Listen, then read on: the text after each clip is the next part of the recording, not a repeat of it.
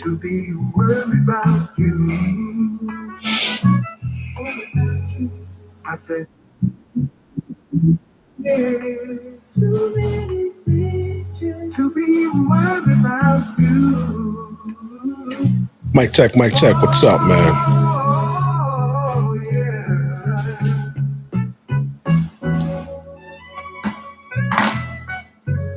Welcome to the Big West Show, Brutal Reviews, Black Community Whistleblower, Black Republican. Got a lot of black going on. Listen, we got to get to this here.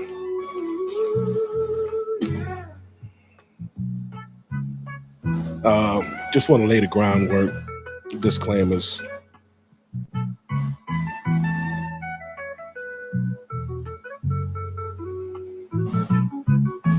Unlike many others, I'm not racist, I'm not a bigot. I'm here today to present some facts. There's a guy that goes by the name of Myron Gaines that is a misinformed individual, and he's misinforming a lot of people. All right, up here, these are the accurate stats that we're going to talk about today, okay? And too many bitches. And a lot of people watch him and they take what he says as gold. Well, listen, let me tell you something. When the shit hits the fan, nobody wants that nigga.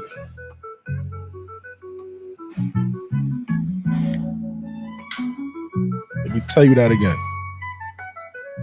When the shit hits the fan,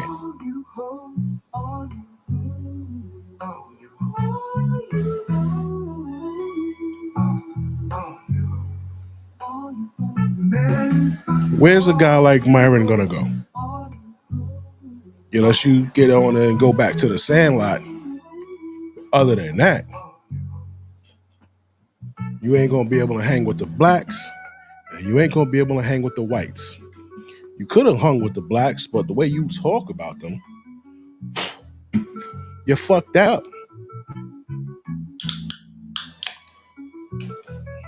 You hold the balls of the whites, but they don't really fuck with you like that, man. You ain't white, bro.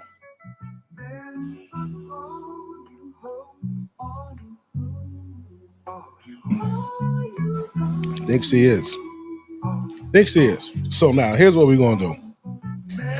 The purpose of this stream. What is the purpose of this stream? Well, to correct the fucking error that he made, all right? I'm going to show you what error he made. What am I talking about? All right, we need you to listen to this.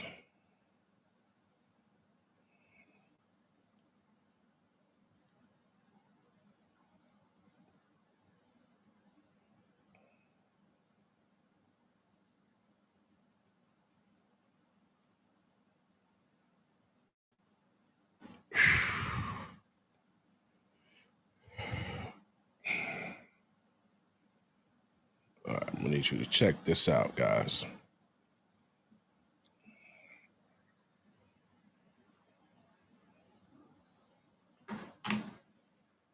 Listen very carefully to this. For them.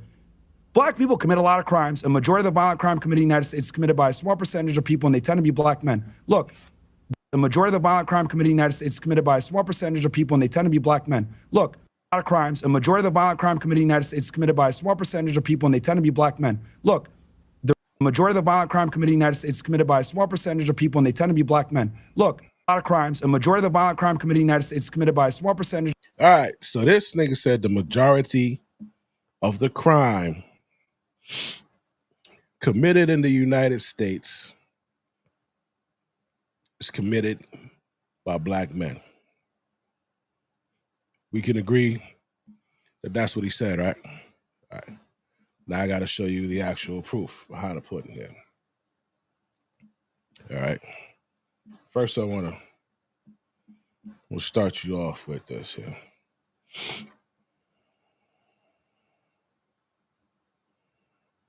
Shout out to anybody watching this on the restream. We had to really dedicate a stream to this.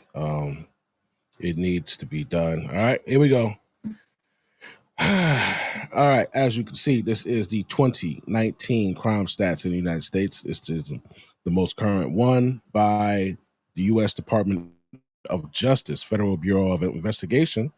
Okay, this is the FBI, UCR. All right, this is the most recent they got here. Let me blow this up. All right, as you can see, highlighted. This 69% right here, you see a 69% and that 26.4. What does it say right above that 69.4%? White. What does it say right above that 26.4%? Black or African American, okay? Now, we're going to go down these two aisles. These are the percentages. Now, murder and non-negligent manslaughter. Out of 100%, white people commit 45. It's almost half. Black people commit 51. So these numbers right here.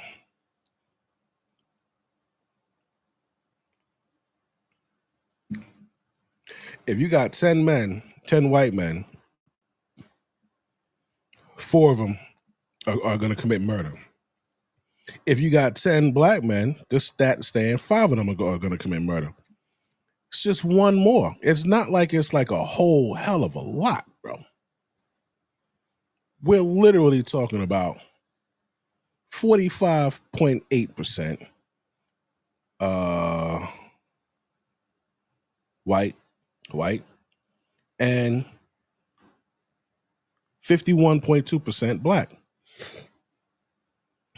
So what does that mean? Well, that means that there are killers amongst us. That's what it means. That means there's a hell of a murder problem here in the United States, not just by black people, but also by white people, right? Now, Myron said the most violent crimes, right? Hold on, we got, what you call it? Sandra Jean. Hey, what's up, Sandra?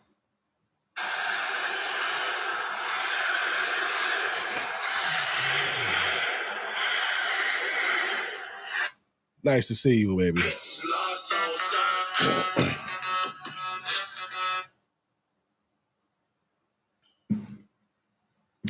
We got to drop the stats, Sandra. All right. So once again, this guy said, black people commit most of the violent crimes. All right. So we can say that we commit. We go back here. I still feel like you guys can't see that. Let me see if I can make it a little bigger. All right. So when we go over here, we see the murder, non-negligent manslaughter. That comes over to 45.8% for whites, 51.2% for blacks, right? Now, when we're talking about total arrest, this box over right here, this total arrest has the arrest of all of the contributing races, right? So out of 6.8 million, white people committed 4.7 million. Okay. Followed by the blacks who committed 1.8. So if we just go by this 4.7, there's no way what Myron Gaines said can be factual. All right. Now we take the cake in the non-negligent and murder by 6%. Okay. We come in at 6% more. Right. But when it comes to this big one right here, R, the big R, right? What's the big R? Rape, they come in at what? 69.8%. Okay, is rape considered a violent crime? Yeah, man. I'm tired of this motherfucker too. That's why I'm making this shit. He's lucky I don't have the amount of followers he had, because he would be seeing my face and seeing the stream. All right, yeah, rape, they come in at 69.8%. Damn near, yo, that's damn near 75%. Now, 26% are blacks, right? So 69% is that's 7 out of 10. If you're on a college campus, this stat is saying that 7 out of 10 of the white boys will rape you. This stat is saying 2, maybe 3 will rape you out of the, what you call it, black, right? Robbery, blacks take the cake in robbery. So it looks like blacks will either rob you or kill you then rob you, or rob you then kill you, right? And Brad is not too far behind, because remember, Brad's not even a full 10 points behind. We're at 51, he's at 45. He's only 6 points behind. So it's not like you're safe around his ass either. All right, baby, good looking. Thank you, Sandra. Now, that big R, 70%. Aggravated assault, 61%. Okay? That's this right here. Aggravated assault, they coming at 61. We coming at 33. Burglary, right? Right here, right below. Below that, they coming at 68. We coming at 28. Larceny, theft, motor vehicle, violent crime. Oh yeah, he said that blacks commit the most violent crime in America, right? That was his words verbatim. All right. Violent crime. They actually got a stat called violent crime. They come in at 59.1%. Blacks come in at 36.4%. So, you know, his quote on stats, and I can't blame this gentleman, because this gentleman here does not know. Obviously, if he knew, he would have said so. He would have said, "No, Myron, you're wrong. I know you see the world through I hate nigger glasses, but that's not the facts." Of people, and they tend to be black men, commit a lot of crimes. A majority of the violent crime committed in the United States is committed by a small percentage of people, and they tend to be black men. Look, the majority of the violent crime committed in the United States is committed by a small percentage of people, and they tend to be black men. Now, we have dispelled his ignorance, right? Because he's an ignorant motherfucker. So we have just broken that bullshit down. He said the majority of the violent crimes in America, which is right here, violent crime over there to the left in the blue, I just highlighted it. Majority of the violent crimes in America, 59% go to the whites and 36% go to the blacks. So how are we to believe that the majority of violent crimes are done by blacks? Myron doesn't know what he's talking about. And didn't he say he used to work for the FBI or some shit like that? Didn't he used to do that? Right? All right, well, he's fucking wrong. All right, property crime, the next one, the line down, property crime. They come in at 66.8%. Blacks coming at 29%. The next line down is other assaults. They coming at 64. We coming at 31. Let's see. Let's get to some really harsh things here. Okay. Sex offenses. Let's see what they come in. Oh my God. They come in at 74. Blacks coming at 20. Okay. Even drug violations, they come in at 71. We coming at 26. Gambling. Oh, what's this? Offenses against the family and children. White people come in at 65.8. Blacks come in at 28.3. Driving under the influence.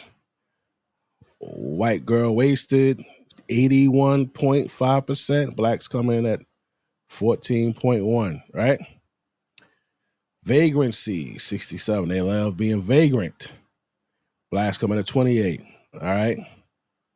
So this is an official FBI UCR. This is the crime stats of 2019. This is the most recent one that I could find. All right. And I'm going to show you something else that's going to blow your mind that you need to see. This is I gotta blow this up. You gotta blow this up. Yeah, we need you to see this. All right, this is number of violent incidents by victim and offender, right? So this here, right? We see white, black, all that. All of this is the offender. This is the offender side right here, okay? Over here, these colors, white, black, over here, this is the victim, okay? Now, before we get to, I want you to read this. During 2017 to 2021, a greater number of violent incidents with white victims involved white offenders.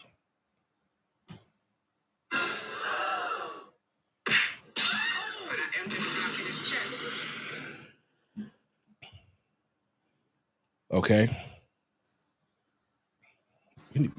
This is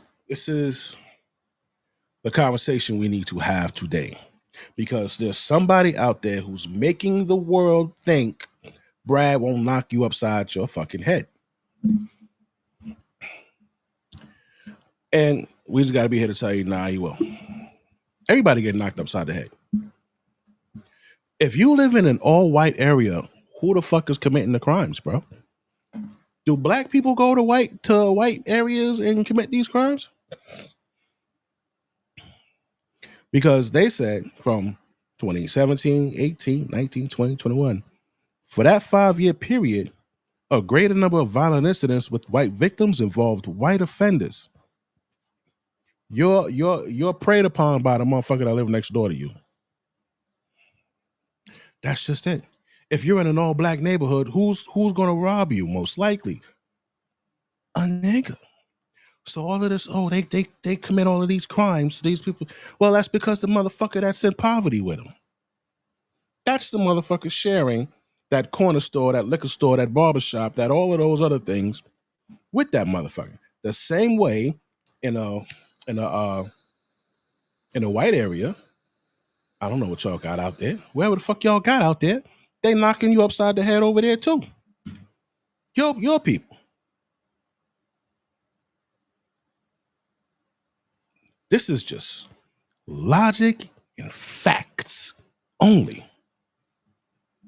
And why I'm doing this stream is because of the Metcalf situation, because of that broad who called the little 5-year-old a nigga in the park, because of all of that.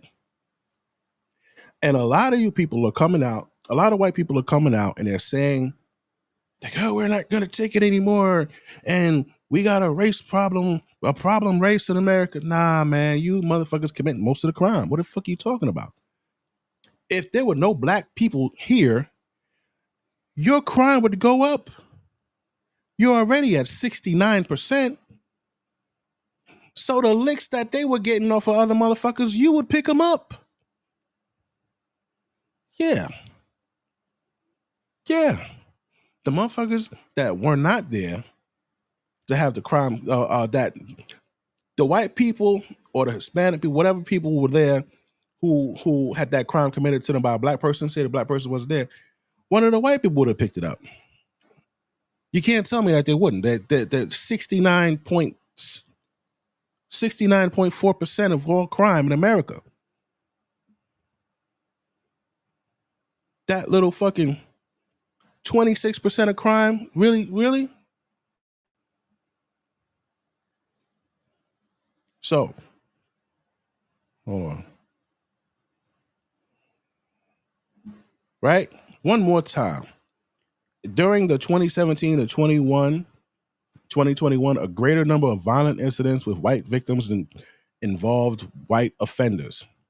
8,721,450 incidents than offenders of any other race. You committed damn near 9 million more offenses than any other race to your own people. Let me say that again.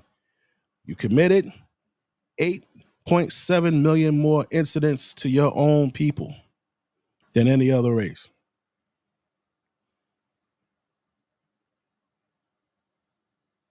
You committed 8.7 million more crimes to your own people than any other race. I don't care how loud, how ratchet, how many Lululemons these bitches tear up.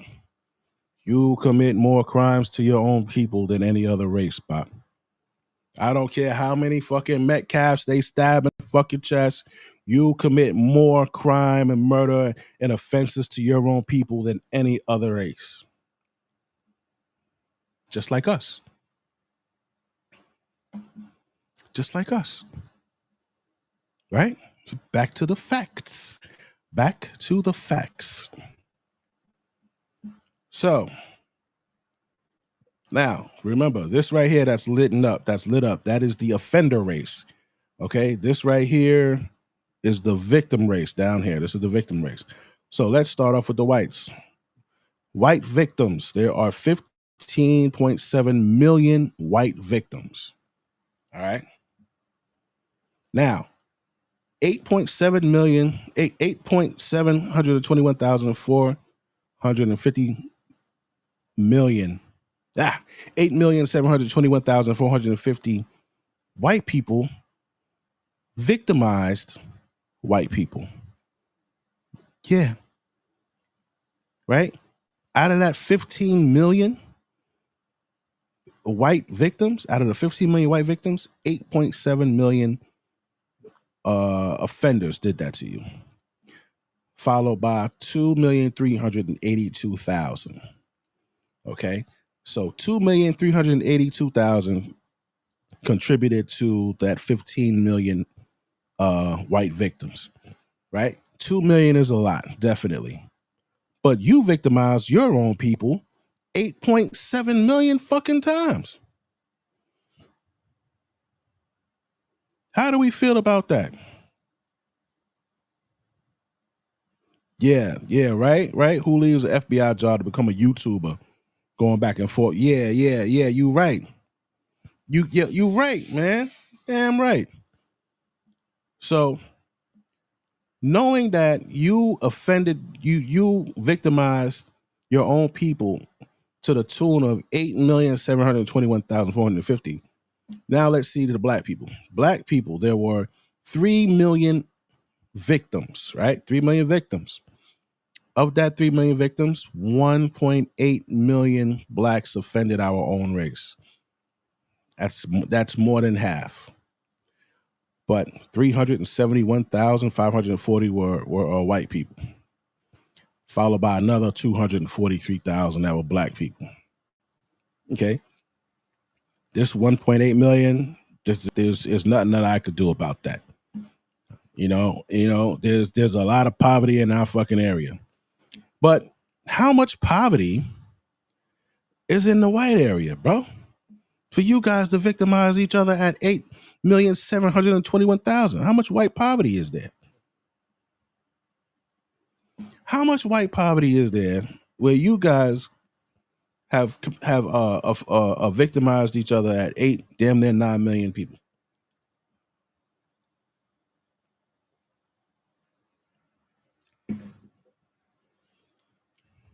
Listen, man, we just going over the fucking facts. All right. Let me tell you this. I get mad at these fucking broads in my community. I don't like the shit they do to my fucking men. But All of this shit, all of this wild talking coming out of your mouth about these fucking bras. Only I can fucking talk about these bras like that because they're my fucking bras. All right.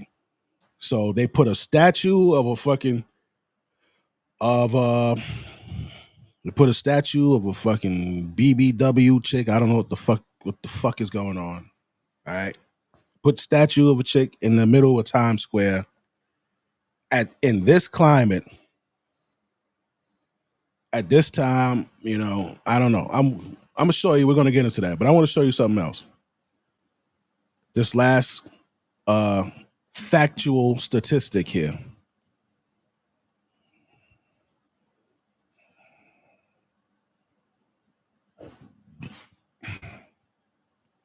All right. Since we like to talk about the Metcalfs and the Carmelos and all of this shit, let's talk about them. Right? This is table 43A. Right? That was the one who told us there was 6,816,975 total arrests. Right? 4,729,000 being white, 1,800,000 being black. All right. So we know who takes the cake there. Now there's something I want to go to. I want to go to table 43B. What is table 43B? Arrests under 18. Whoa. Now, let's see who really got the badass fucking kids. Arrests under 18. Total arrests, 475,000. Out of that, we got 62.5% white, 33.9% black.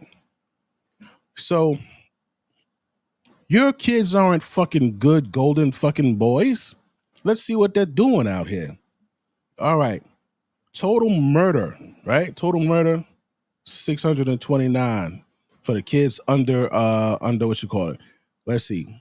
Whites come in at 47.4 as young murderers, and blacks come in 49.9 as young murderers under 18. So there's just 2 points behind us. So if they're murdering the way they're murdering in Chicago, the Bronx, Louisiana, Mississippi, like that, like these are some murderous little niggas, right? What are your what the fuck is little Brad and little Chad doing? They only 2 points behind. They're only 2 points behind. I don't feel safe around your kids. Looking at these stats from the freaking FBI, you should not feel safe around these damn little white kids either. According to the stats, it's a statistical fact. Let's see what kind of things let's see what they're doing here. They're murdering at 47%. We murder at our kids murder at 49%. That's come on. That's a cough. Right? That's a perk away. All right. Now, what else do we got here? What else are you guys doing? The big R.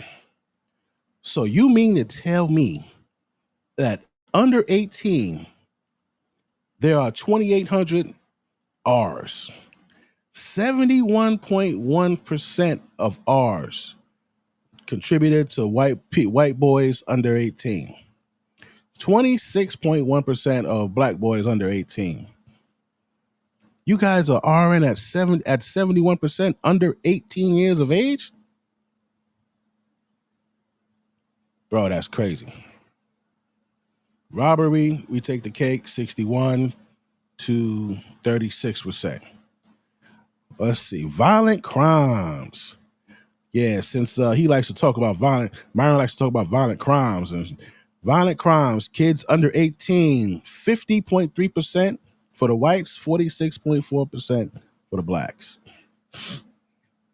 Property crime, 54% to 41%. Let's see. Sex offenses,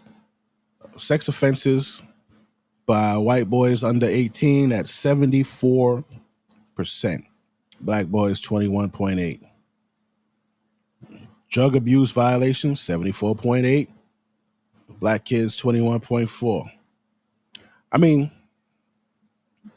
this is just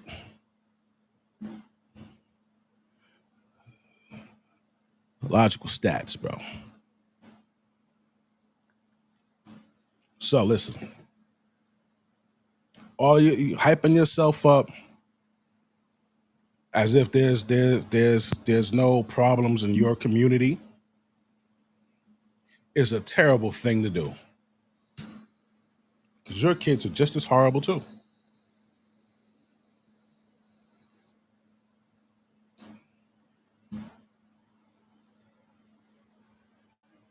My stance on this is this, and I put this up there because I'm being truthful, logical, and talking about the statistics. You guys are 59% of the population. Blacks are 13.6% of the population. We commit 26% of the crime. You guys commit 69.4% of the crime, bro.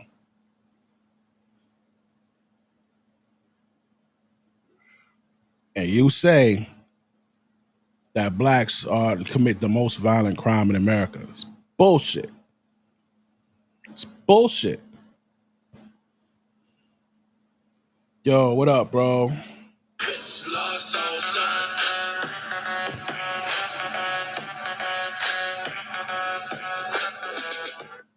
Wow. Damn.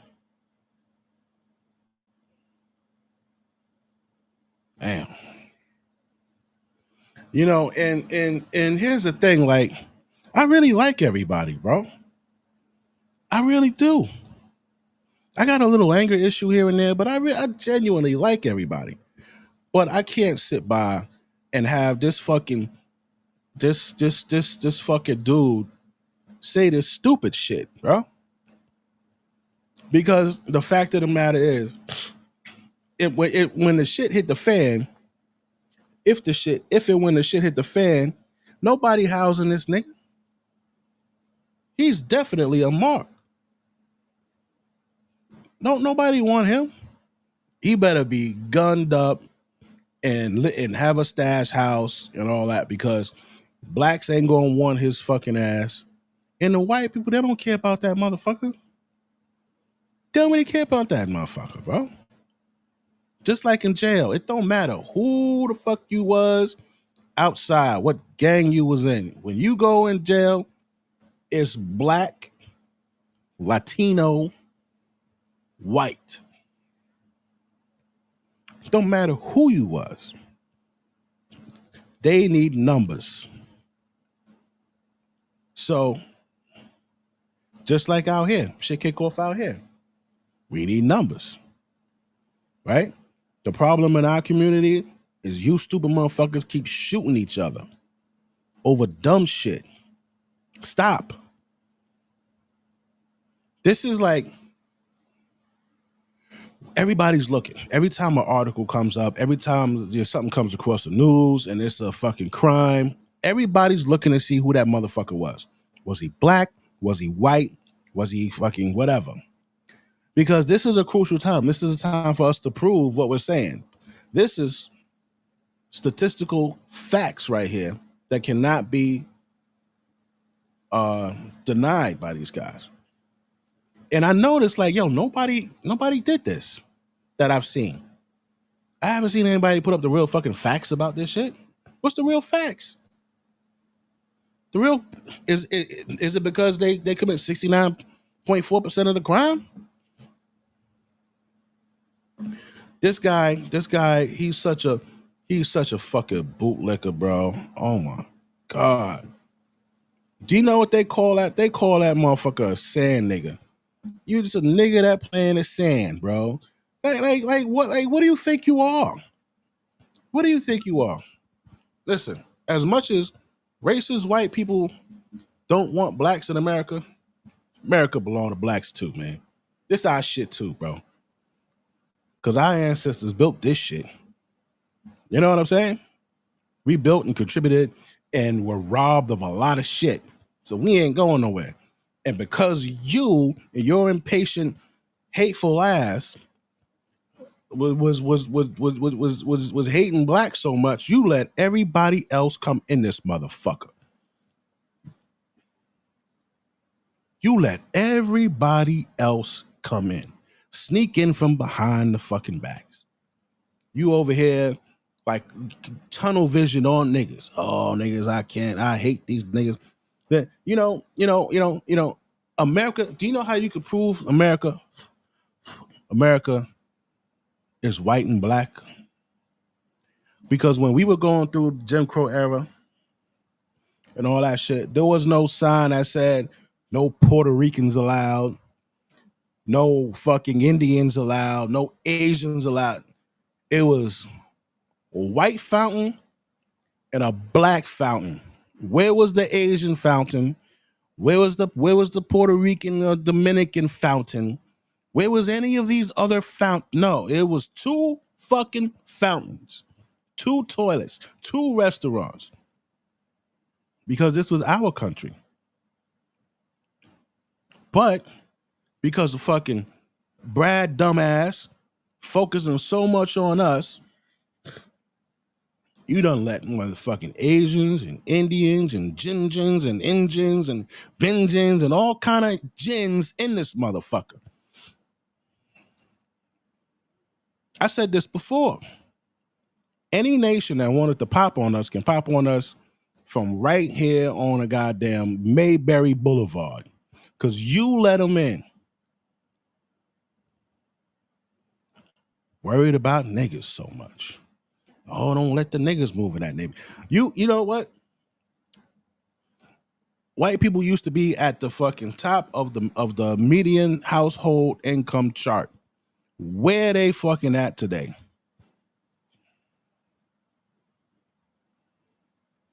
You only 10 grand ahead of a nigga. That's crazy. That's pitiful. That's crazy, bro. And all of this talk, right? When you say, white people gotta sit back and watch you do this and watch you do this. Nigga, yeah, we know exactly how the fuck you felt because we had to go through that shit for 400 fucking years. Imagine that. Imagine that.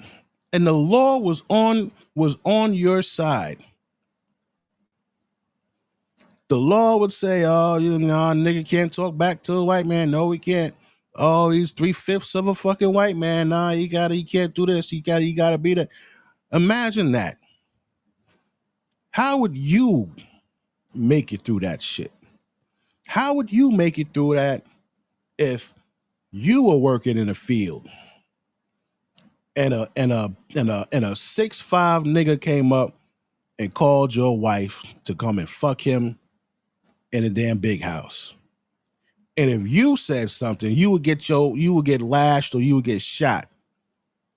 Now you got to make the decision as a white man. Do you let this big black nigga go and fuck your woman and then return her to you, or do you do something about it and die? It's called a hard decision. Make it. You got 10 seconds.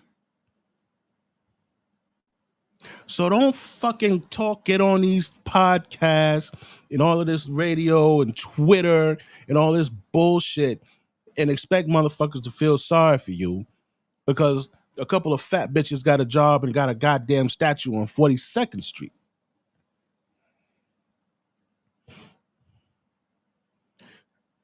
If you think about it, you got about another 350 years before we're even considered even. Think about that.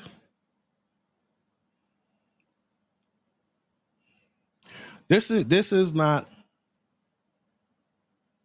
a era in time in America where niggas are gonna play the slave game and all of that shit. Niggas are really willing to die. They go outside ready to die every day. Every day. There was one little nigga who would go on his enemy's block and call him. Say, yo, I'm outside. Ready to die. There's thousands of them.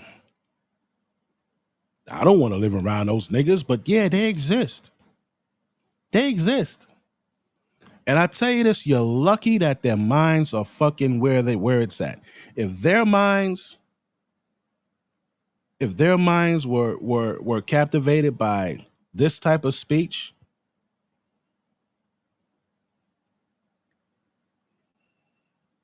listen, man. I don't know. That motherfucking 26% is heavy, Pop. That 26% is heavy.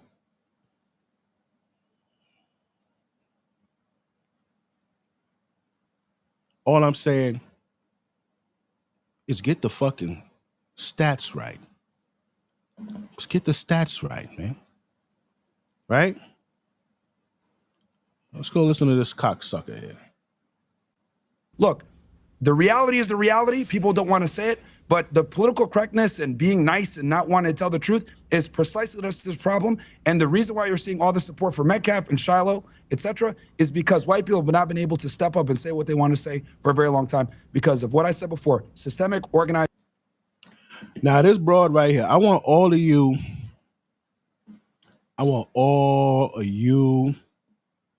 black dudes who love these motherfucking Beckys. I want you to see this. I want you to pay attention to this. Fucking, what's his name? What's his name? What's that motherfucking name, man? Shannon Sharp ass niggas. Pay attention to this. Pay attention to this here.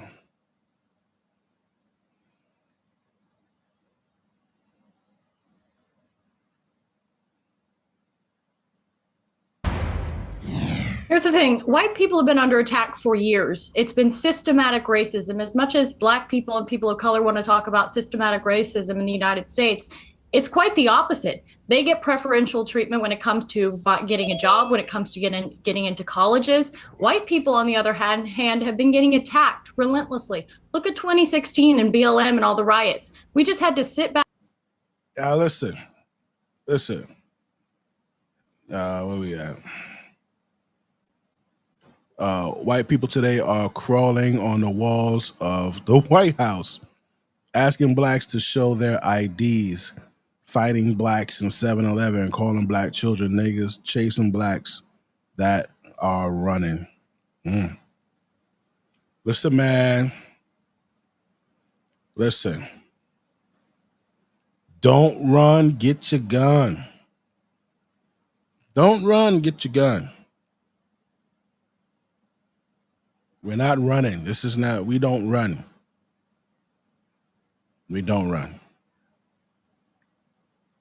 If you can hear the sound of my voice, I'm not saying that, we need a race war riot. I'm not saying that. I'm just saying, stay the fuck over there. We'll stay the fuck over here. Because if we go at it, this whole country tanks. You got to think about that. If we go at it, this whole country goes down, bro.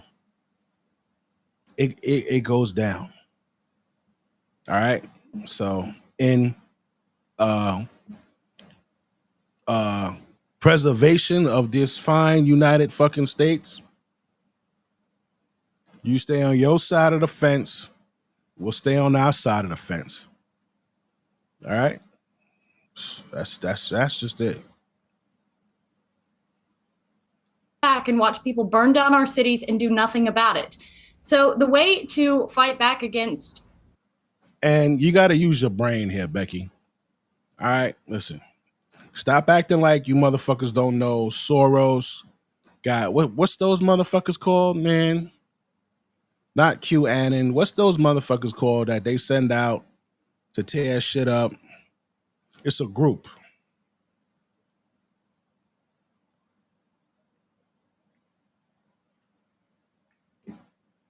forgot their fucking name, but there's a group of people that get paid.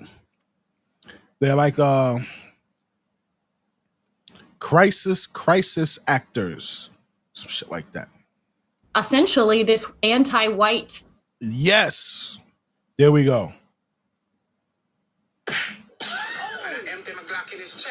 That's it. That's it. Antifa.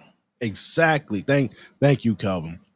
Like they acting like the Antifa ain't out this motherfucker. Hatred that's been systemically, ingrained in U.S. society is with white unity. We don't see white unity on Hang our on. side. Okay, but hang on. Sorry, just to be clear, this has got nothing to do with anything you've just said. This is a disgusting racist woman who repeatedly spews the M-word, first at a young child and then at the person taking the video of her, does it with complete impunity, does it numerous times. We are talking about a bona fide, unquestionable racist. And so I don't understand why what you've just said to me bears any relation to white unity or anything that you've. You look at this broad's face, bro. She don't give a fuck about none of that shit Pierce talking about. She like, Pierce, we don't give a fuck. Yes, I am racist. I don't give a fuck what you say. You're not gonna shame me. That's the look on her face. Just said. And you know what? I'm cool with that. I applaud that, bro.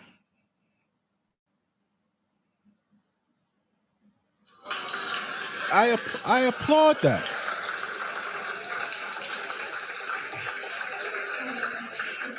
Goddamn, it's a long ass applaud.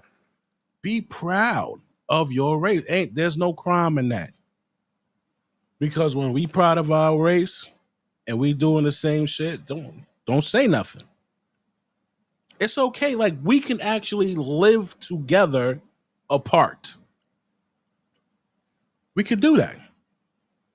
But as soon as you cross the line and you come over here with that, the fucking niggers and all. Remember back in the day, y'all used to drive past and be, hey, fucking nigga, you'll get shot today. We can't catch you, but a bullet can. Respectfully. The disrespect that used to go on in the 50s and 60s and 70s, Pop, that's just a rap. That's just a rap, bro. We can live together apart. Yeah. I mean, I like peace. I got a couple of white friends. I really like them. I really do. I don't want this shit to be like this. But all of this shit you niggas is talking, hold on. Look at this shit here, bro. I gotta show you this type of shit that's going the fuck on.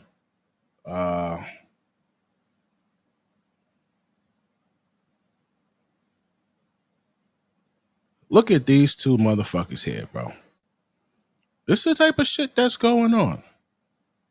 Right? And you're gonna say the wrong shit in front of the wrong motherfucker and get your shit pushed in.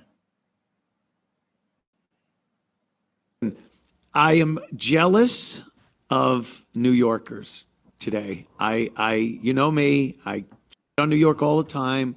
I talk about how awesome South Carolina is. Beautiful day. I was out walking my adorable little puppy today, and it just, you feel like a man, in the country. But today, I'm like, why couldn't I be in Times Square to see the unveiling and dedication of the big, fat, black woman statue in Times Square?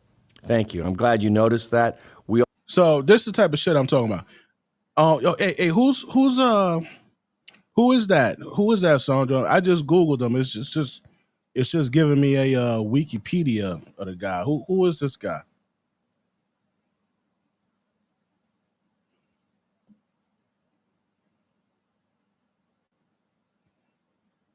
Mark Lamont Hill. Oh, he was fired from CNN after he delivered a speech at the United Nations supporting Palestine self-determination, which included a phrase "from the river to the sea." This phrase, referring to territory of historical Palestine, was interpreted as a call for the destruction of Israel by groups like Anti-Defamation League. Hill defended his speech, stating that this reference to "from the river to the sea" was a call for justice and not a call for the destruction of anything or anyone.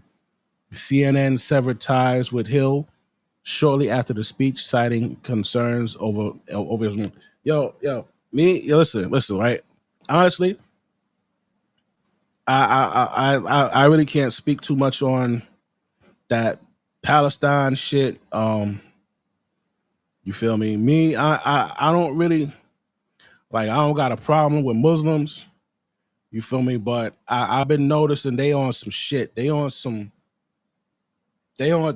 little bit much, and I'm peeping their moves, man. I see them moving in a certain way, like they're slowly trying to come in and take shit over. You feel me? Like I see them.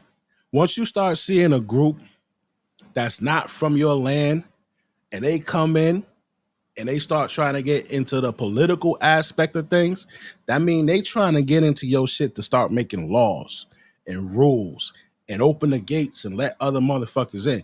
Why you trying to do all that shit on my land, bro? You know what I'm saying? Like, they doing that. You know who did it and already did it and been doing it? The Indians. The them niggas. Yeah, they've been coming over here. Like you see Kamala Harris and other motherfuckers, you know, they say they're gonna come over here, become a citizen, grow up, and they're gonna put their kids into political parties to take over the US. I've been trying to find that fucking video so I could do a video on it, and I'm a fucking memory, man. You know I got a bad memory. But all right, so radicals, fucking radicals, you know. So like you want that radical shit? Honestly, bro, like I love tacos, I love all that shit, bro. But America is black and white, man. Yo, like, bro, everybody else came over here and set up shop, making plays, doing all kind of wild shit, bro, and you know.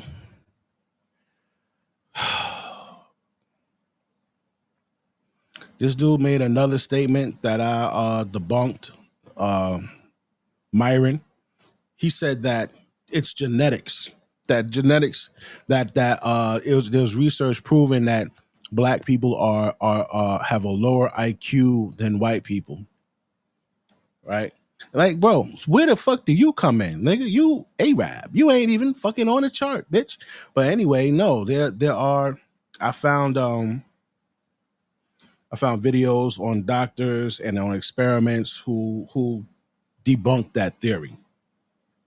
So no, it doesn't have anything to do with your race. It actually has something to do with your environment, which is kind of cool. The more you learn, the more a certain part of your brain gets activated and it gets bigger, and you're able to receive more things and have more intellect because you're feeding that motherfucker. Where you live and your experiences help expand your fucking brain and your intelligence, not your fucking race. Don't listen to that stupid ass sand nigga. I hope I never see that motherfucker, bro. If I see you, I'm gonna have to stick to my words and slap you. I hope I don't see you, bro. Oh my God. I ain't never hate a motherfucker like that before, bro. You ain't even black. You hating on black people. I could see if you was just a coon ass nigga like them. What are them twins niggas' names? The Hodge twins. I could see if you was a coon like that. You was a coon perpetrator. Cooning. Yo, I gotta say this. People who don't like black people, and I'm not talking about today. I could see why you won't like them today. You motherfuckers was running in fucking Lululemon. You're fucking shooting up this. I can see it. Nigga, I don't want to be around a bunch of you. But the niggas before, them good black people, motherfucker, you don't like them? All that tells me is you a dick rider. Yeah, it's a lot of racists that just ride the dick of Brad. If Brad don't like niggas, well, Brad doesn't like him. I want Brad to like me, so I'm gonna say I don't like him either. That's what the fuck you niggas is doing. Asians, Indians, whatever ends, all kind of ends. All of you niggas who don't like blacks from years back just because they black, fuck you. Even in your mother countries, them Dominicans. You Dominicans who don't like dark Dominicans, fuck you.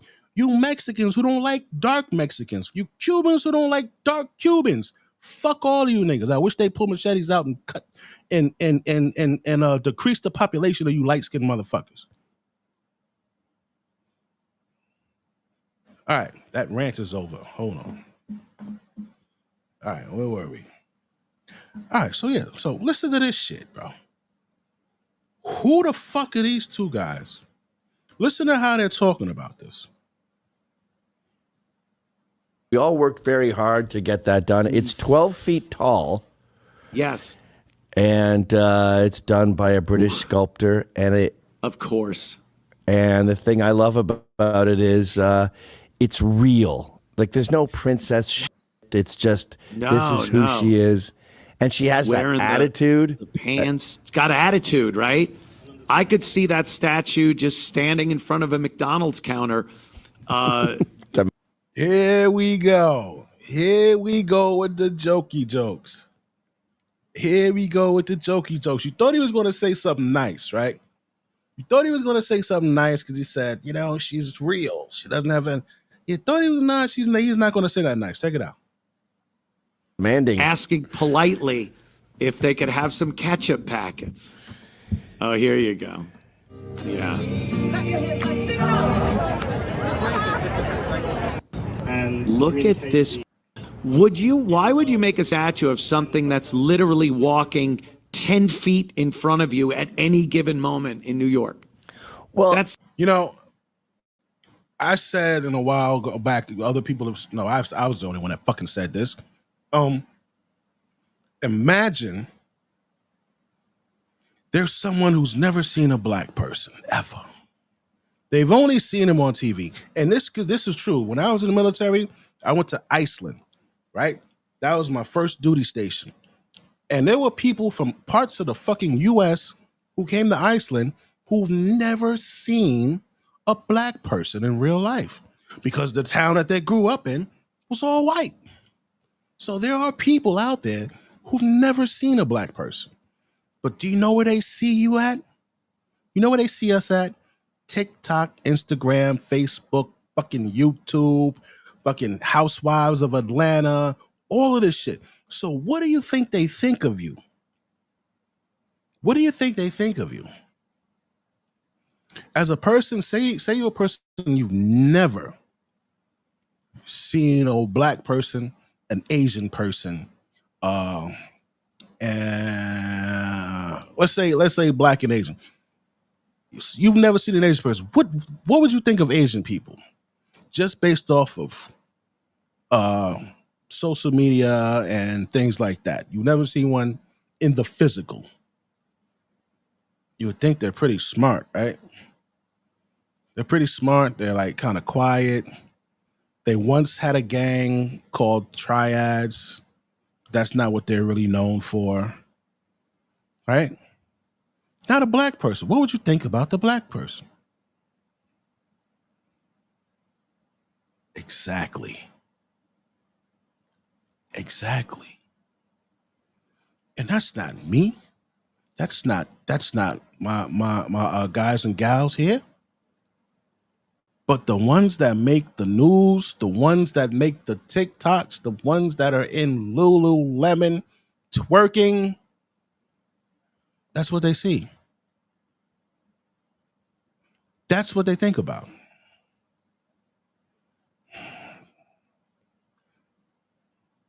We never see them. We had Kamala Harris come up. This was the moment. This was the moment that would have put her in the fucking White House. Guaranteed landslide. If she would have went up there with the black women from NASA, from fucking all of these universities, not just HBCUs, but the prestigious universities outside of HBCUs as well.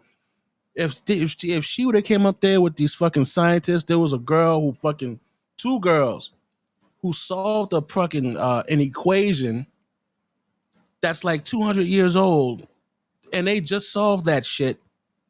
If she would have brought the smartest of the fucking smart black women up there and said, listen, these are the women you never hear about. This is us. This is what we could turn this country into. But instead, that bitch brought Sexy Red, Megan Thee Stallion, and all these other fucking fishy cunt probably smelling bitches up there twerking. Because that's what she thinks of you. That's what that Indian bitch thinks of you. That all you do is twerk. And all your men do is want to smoke weed. The bitch said she had a plan for black men. She was going to legalize marijuana. And I empty my Glock in his chest.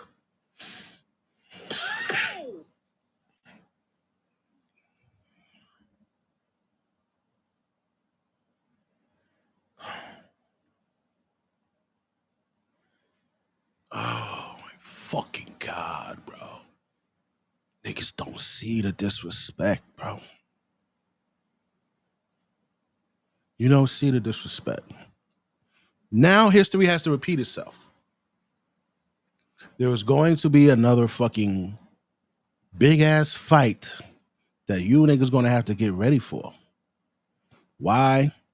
Because Brad and Becky have been emboldened. Who emboldened Brad and Becky? We did. If these motherfuckers would have been busy being great, and I get it. I know. The projects, the poverty, the this, the that. I know I lived there. Brownsville, Brooklyn, Howard Projects. I went to 298. Then I went to IS 55. Then I went to Boys and Girls High School, got kicked out of Boys and Girls, went to the old high, known as Street Academy, which was an alternative high school for bad kids. And I graduated from there. I was working when I graduated from there. Went to the Air Force, came out a few years, worked for TSA, had a few jobs. Then went to the fucking Department of Corrections. I don't have a stellar star background. I don't make $1 million or 250,000. I don't do that. But I didn't get swallowed up, and I'm highly intelligent. So I know what's over there. But you gotta want to get out. You gotta want to get out, man. I noticed everybody that left the PJs, we call it the PJs, everybody that left the projects, they were doing better than when they were in. And I was like, damn. Everybody that left, they done moved, even if it was a few blocks away. Yeah, it was the same neighborhood, but they were out of that environment. They were in a totally new environment. Their brain expanded. They saw new things. They were doing new things. They were learning. That's what you got to do. That's what you got to do. Now, guess who else goes through this shit? Brad. Brad ain't fucking rich. All right? It's not rich. They've got trailer parks. They've got all kinds of shit going on out there, bro. all kinds of shit. They're on drugs too. Their chicks are prostitute whores and all of that shit too. Yeah, they're fucking whores, man. Fucking for meth and all of that. Yeah, man.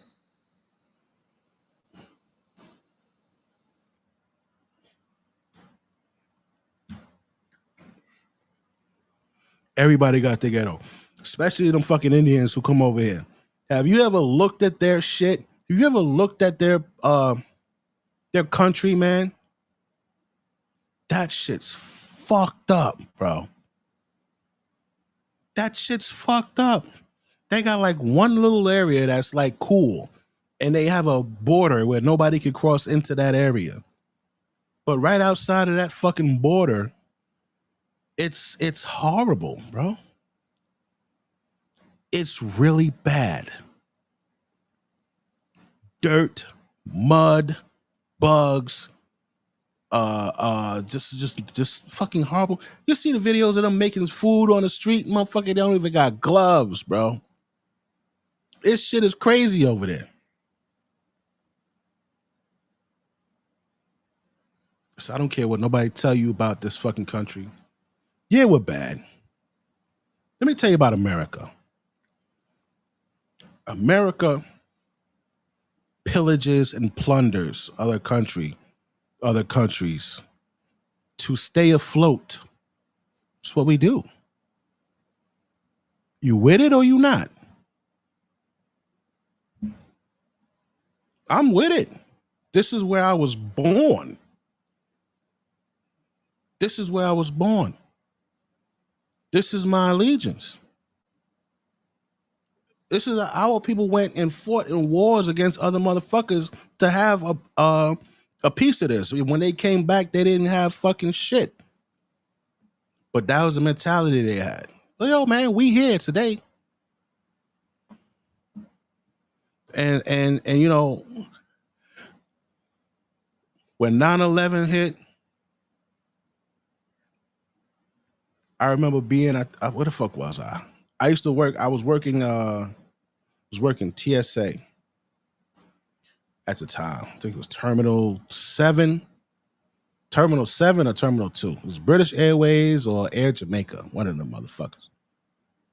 I remember a dude with a motherfucking turban came in and sat down, waiting for his fucking plane. And I'm like, I look at Brad, any Brad. I don't know what Brad it was. It was a Brad. When I say Brad, I'm talking about a white guy. When I say Tyrone, I'm talking about a black guy. I saw Brad. I looked at Brad. Brad looked at me. And it was what was understood didn't need to be fucking said. We gonna put our shit behind us. Fuck all that racism shit, nigga. Fuck that. This motherfucker try to blow some shit up. This motherfucker try to blow some shit up. It's going down. It's going down. I'm a motherfucking 52 block street fighter, this nigga. Brad gonna fucking rugby tackle this motherfucker, and it's on, man. Like, this country would, can you imagine how much more powerful this country would be if there wasn't this hate between blacks and whites? This is our crutch, you stupid motherfuckers.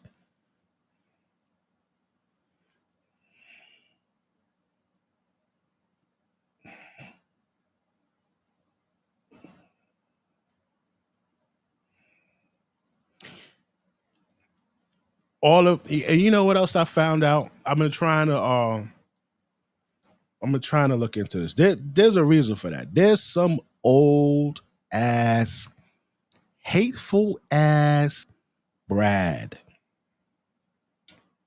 who infiltrates this shit. They didn't stop at Martin, the Black Panther Party. They didn't stop at all of that. They didn't stop there. Tupac, they didn't stop there. They're still going. They want to know everything that's going on. They don't want any other movements.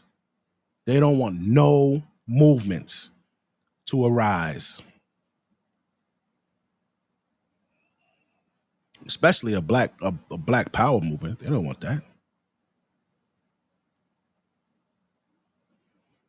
They don't want no movements. They don't even want the KK movement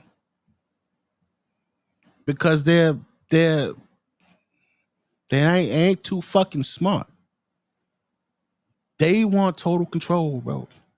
They don't want nobody doing nothing unless they say so. If not, they would have never infiltrated the KKK. Think about that. If they were okay with the KKK doing their thing and not them, they would have never infiltrated them.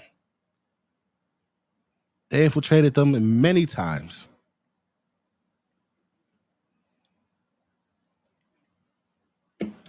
This deportation shit showed me a lot.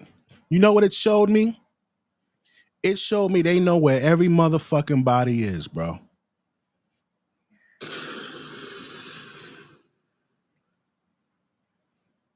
You know where everybody at. Pulling up to all these niggas' houses, all these niggas' jobs, all these niggas' schools where their kids go. You know where everybody at.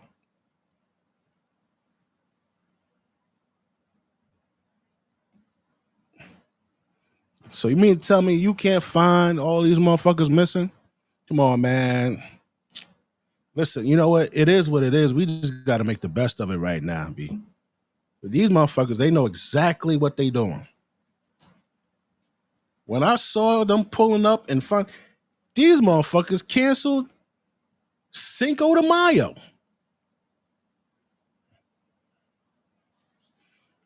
They said Mexicans wasn't coming outside celebrating the goddamn thing. Because they knew. But listen, bro, they know where you at, though. They know where you at, bro. They legit know where you at. Y'all could have celebrated. They would have been ran down on you, bro. They would have been ran down on you. If they didn't get you by now,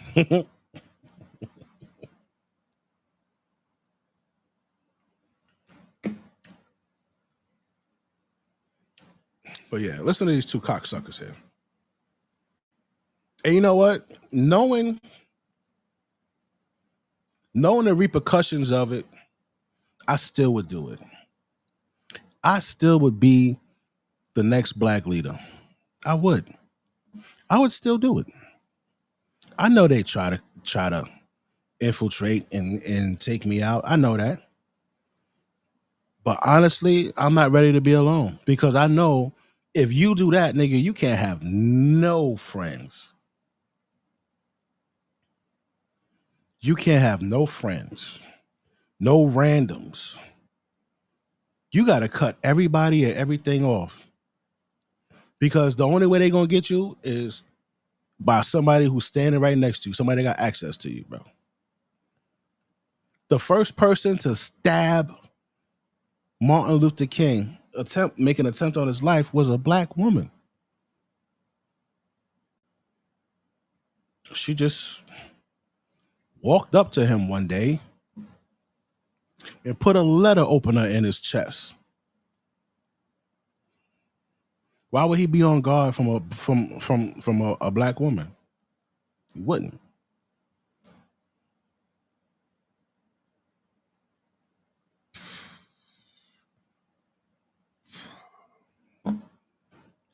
We're at a point we need to. This is our country, bro. There is no going to Africa. There is no going to fucking Jamaica, any of that shit. We here. There is no going nowhere else. Dig your heels in and just get comfortable. Where you going? All that work our ancestors put in this motherfucker, we gonna just up and leave? You out your damn mind. One thing I do wish, I wish these young niggas would just stop, bro. And I know it's difficult because somebody got to take a L. Somebody who cousin or brother or son or somebody, whoever got shot last night, they gotta take the L and not retaliate. Who's gonna do that? I don't know, but them niggas in LA did it. Them niggas in LA did it. LA did it. The Bloods and the Crips.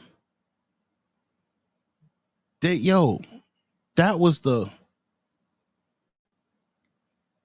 shit was crazy. There's no other word for that shit. And that shit started, that shit really started because they were trying to protect themselves from the young brads. When they separated the area, there was a line.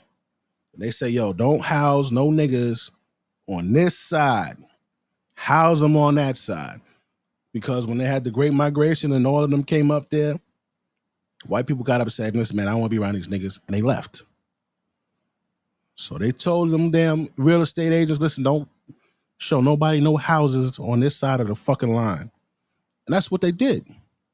But when their kids grew up, they decided to go across the line and fuck with the niggas and beat them up and shit like that. So they formed a clique to defend themselves against that. And what happened? It got out of control. There was no great leadership. It got out of control. Sometimes I feel like, like niggas need a sheep herder. I feel like that sometimes. No other country needs a leader because no other country went through what we went through. No other country has had their fucking native tongue ripped out, their history, their culture flushed in the fucking toilet.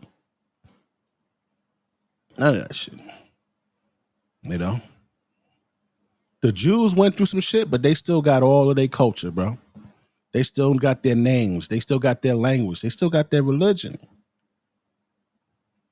We ain't had none of that shit. So there comes things that trickle down behind that shit.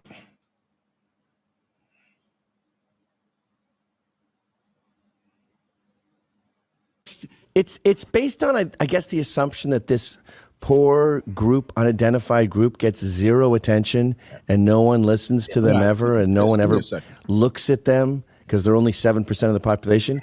Turn on your television, bro. They're 80% of the TV population. Look at Netflix right now. Look at every movie. They're everywhere. Well, the Queen Latifah's show got canceled. Yes. After 5 seasons. 5 seasons of The Enforcer, and that's a The Queen Equalizer. Latifah look right there. I look at that statue and think superhero woman that can fight, I don't know, Russian mob guys. Any man. The amazing thing about it is there's a thing I call black energy that you just feel when you're around them, especially women like Queen Latifah. And when you go to this statue, it's just bronze. There's no person in there. But Right. it's like that cartoon where the bird is taking the jewels out of that prince. And she brings them to all the different people, and then she eventually dies because it gets too cold. What's that thing called? The Prince statue, something? But you're by that, and you just feel the energy. Can't you? I could hear it. That just looks like. They ought to have like the neck on a motor where it just spins around like this. Like they should have done that. That would have been hilarious. Everyone would have then loved that statue. I get mad at how black women talk about black men. I get mad at how women say, oh, we're going to go and get a white man because the white man is better and da-da-da-da-da-da, and the Cynthia G's and shit.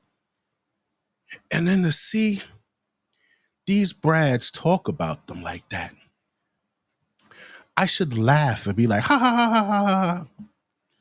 But you know what?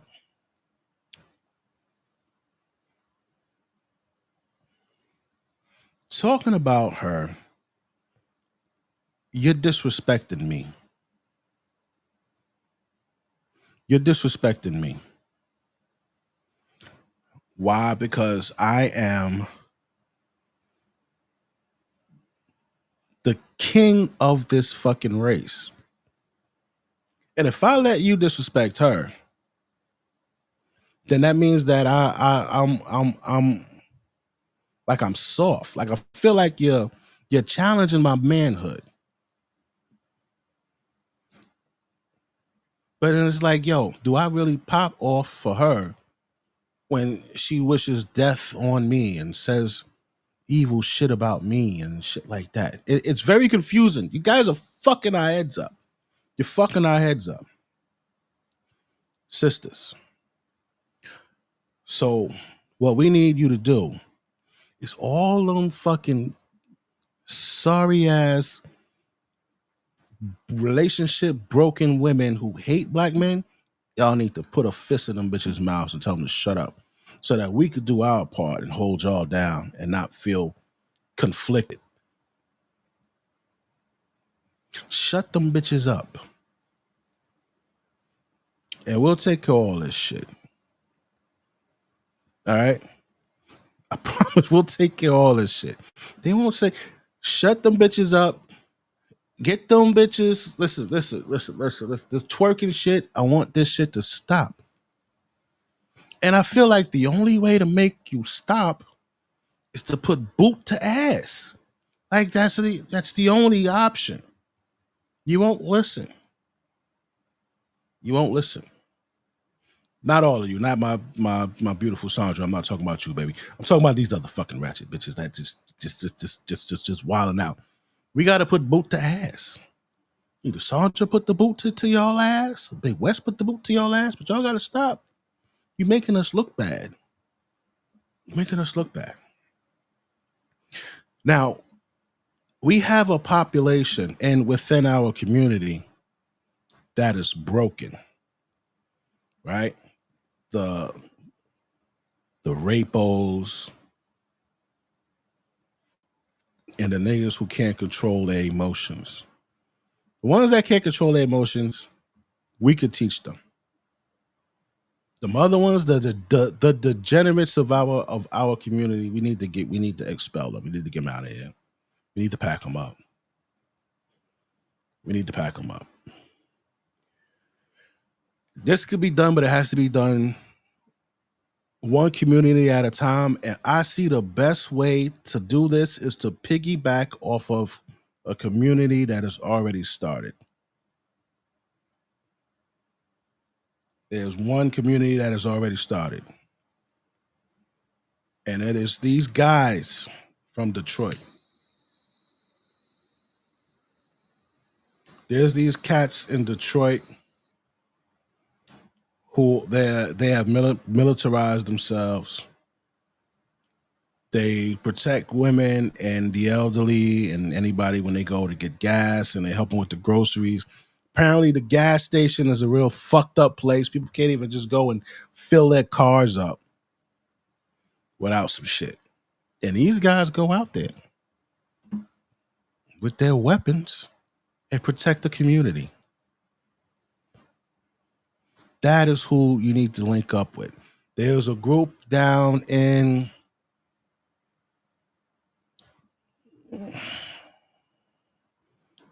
Mississippi, Alabama, one of them. They had a KKK rally.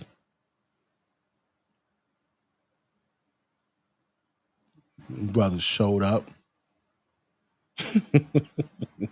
Listen, you got to understand. It's a different era, bro. It's not going to be like what was that? Mississippi Burning, Time to Kill. Not going to be like that. It's not that, man. I don't want it to happen because because it's going to be bad. Like you hear, oh, it's only what was it? What was it? What's the number? It's only 26%.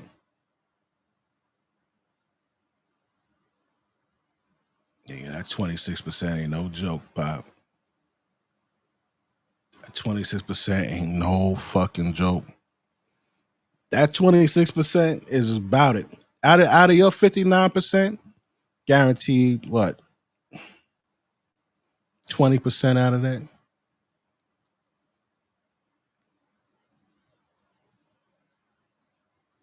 Give you 20% out of that, Pop.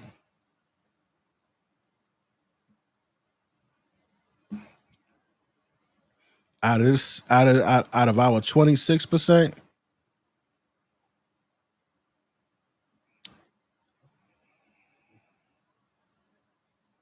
no, I mean out of our 13%,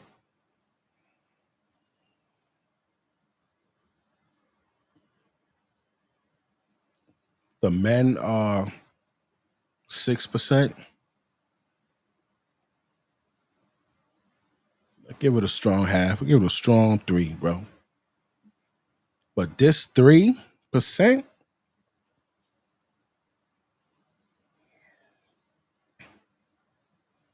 these niggas is like 300. You remember 300? You remember Sparta?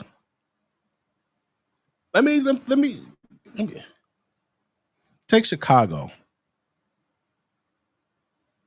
Them niggas in Chicago have been practicing shooting, backdooring each other. Yo, they did 10 robberies in like 10 minutes. And it was so like it was fucked up. You know, it's fucked up, but the shit was amazing to watch. Like the formation. Yo, and these are fucking kids. These are fucking kids, man.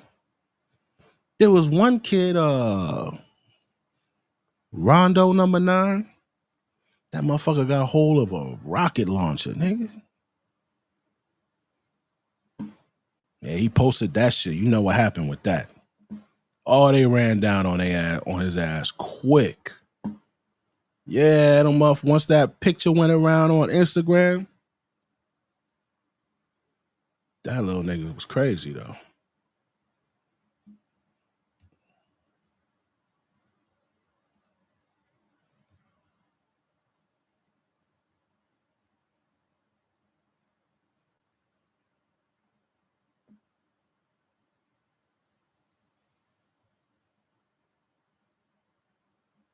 Look at this nigga. Look at this shit.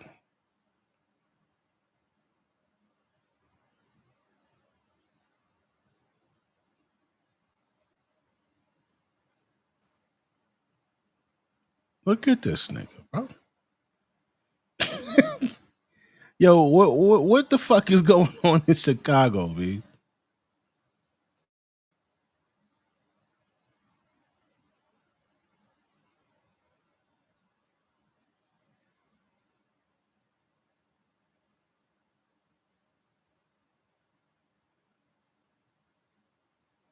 Black Disciple. He actually,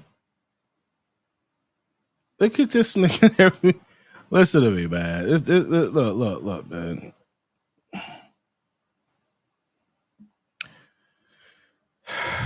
Oh, what the fuck you doing?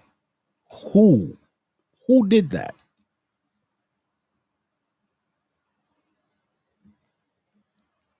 Listen, man. Men, we have this thing in us, libido dominandi, right? It's Latin for lust for dominance.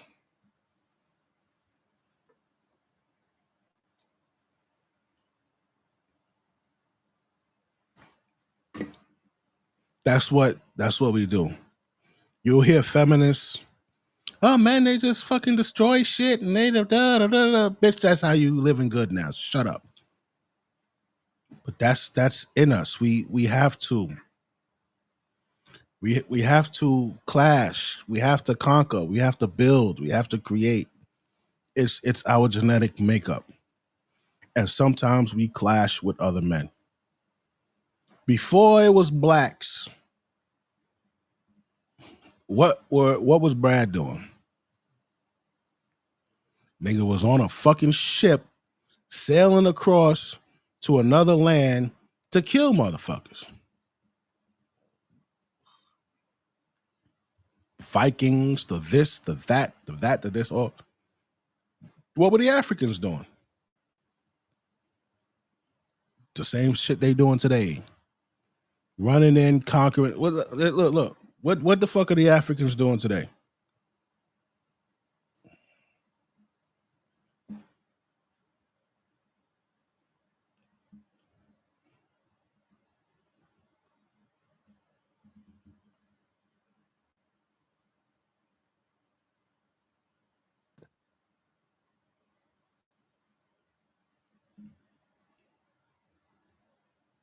This is Quimet Quimet, one of the most beloved tapas bars in all of Spain. But here's the twist. Everything on the menu comes from a can. Yeah, you heard me. Absolutely. 4 months ago, war in Congo.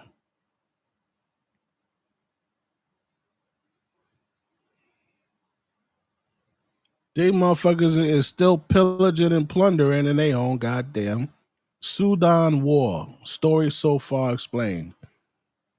Pillage and plunder. Okay?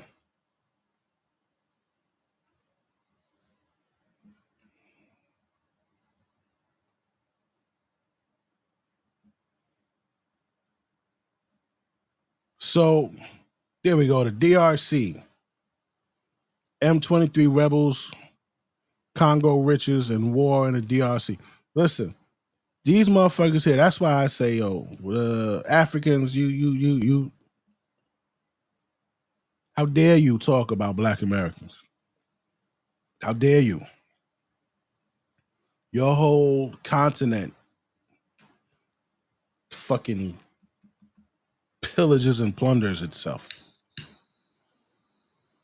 Motherfucker, this is just we got project wars.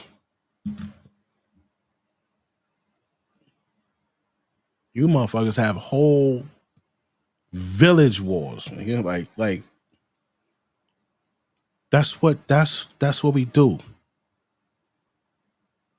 We go over there, we take shit, we improve shit, we build shit. Before blacks and whites encountered each other, we were pillaging and plundering each other.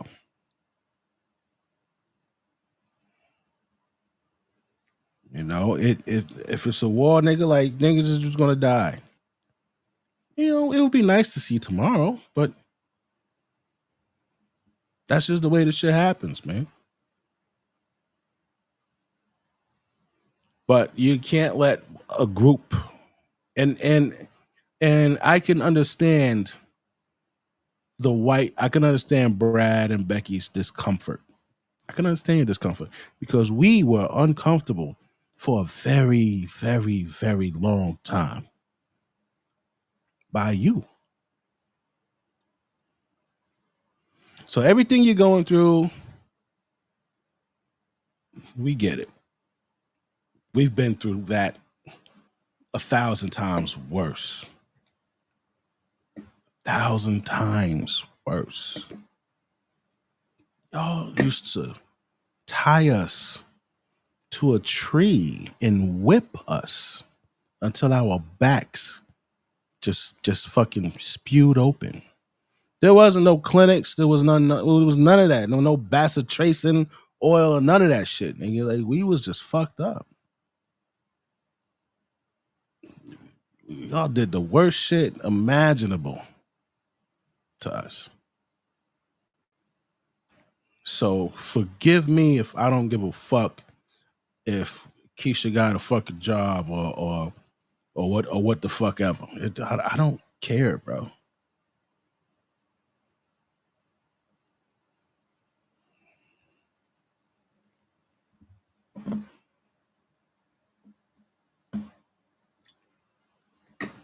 Let's go back to these motherfuckers.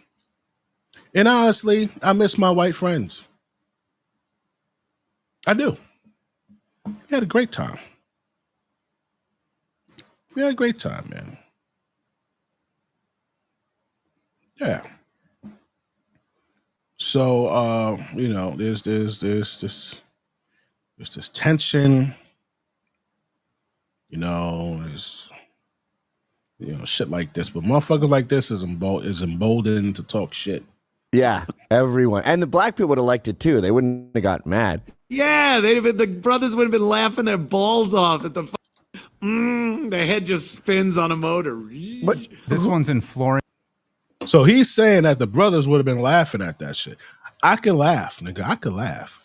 You can't laugh. You can't laugh. And frankly, Becky got your balls in her purse.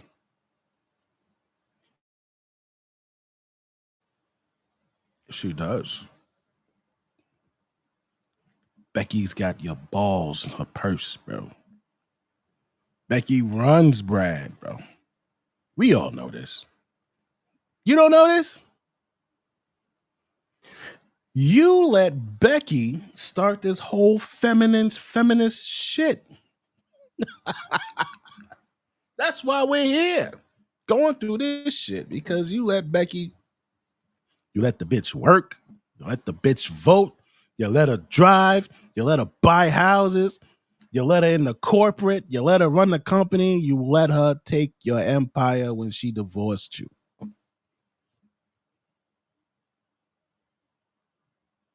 So if you ain't got a backbone against your bitch, you damn sure don't got a backbone against me.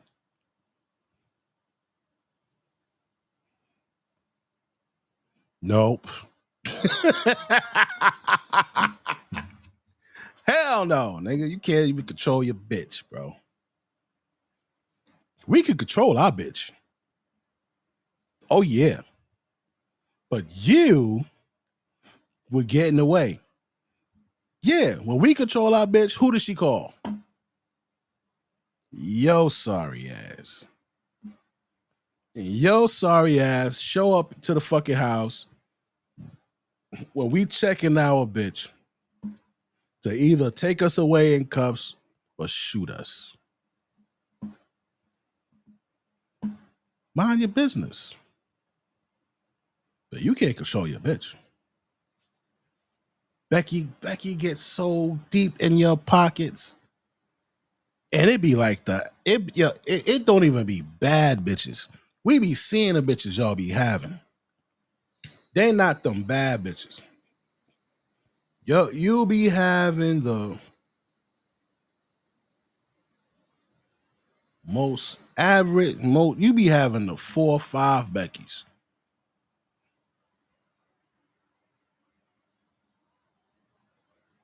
That just be taking shit. Florence, Italy. Have you seen this one? is this real? Yeah, this is real. This Oh, is yeah, the yeah. Piazza. It's Florence, the Italy. most beautiful art and architecture, and this is a woman on her phone. Wow. Yeah. Excuse me, I'm on my phone. I just sent you a video of some girl at Home Depot showing up.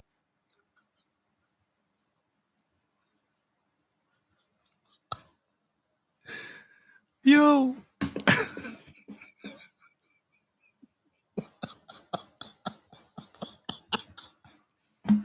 Yo, I'm laughing because that shit be how the fuck y'all be sounding be. That's how the fuck they be on it. They be on it. Yo, this motherfucker's stupid. Look at his fucking face. Yeah. Excuse me, I'm on my phone. I just sent you a video of some girl at Home Depot showing up after getting fired, and the cops Oh, like, it's "You great. got to I go," saw and that she's one, like, yeah. "I'm on the schedule," and they go, "It doesn't matter what schedule you're on. Your boss fired you. They don't want you here." No. And understand no. and then act accordingly. Listen to this. As she's trying to find evidence that she deserves to be there? Yeah, that she still deserves to be. They just can't be told no and understand no. Baby, this is what the world think of you. This is what the world think of you, boo.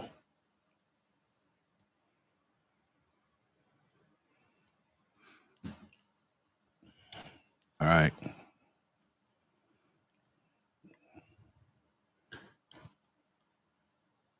Now we you know, us good black men take we actually take secondhand embarrassment. It's like you take a woman to a restaurant and she's just like fucking loud and ghetto and burping at the table and it's just like embarrassing. And you like, God damn. Like, yo, like, chill. No matter what anybody says, y'all are still our women. As much as you hate us and you want to run from us and you want to go to Brad because you think Brad is better, we are where you belong. So to have this motherfucker talk, who we got here? Comptonography, what up, brother? What's going on with you? Welcome. So what's going on is we had to pull up the stats because people with the Metcalf and with, you know, all this other shit going on, there's a lot of people misquoting who commits the most fucking crime in America. So we had to go over who commits the most crime in America, which is Brad. And after that, we went and we saw that dude Myron Gaines talk shit.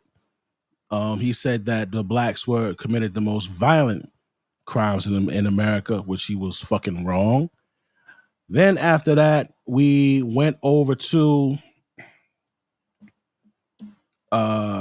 these two guys who are talking about a black woman statue who was put in the middle of Times Square. And was put in the middle of Times Square. And these two white dudes were basically cracking jokes on it. So this is the statue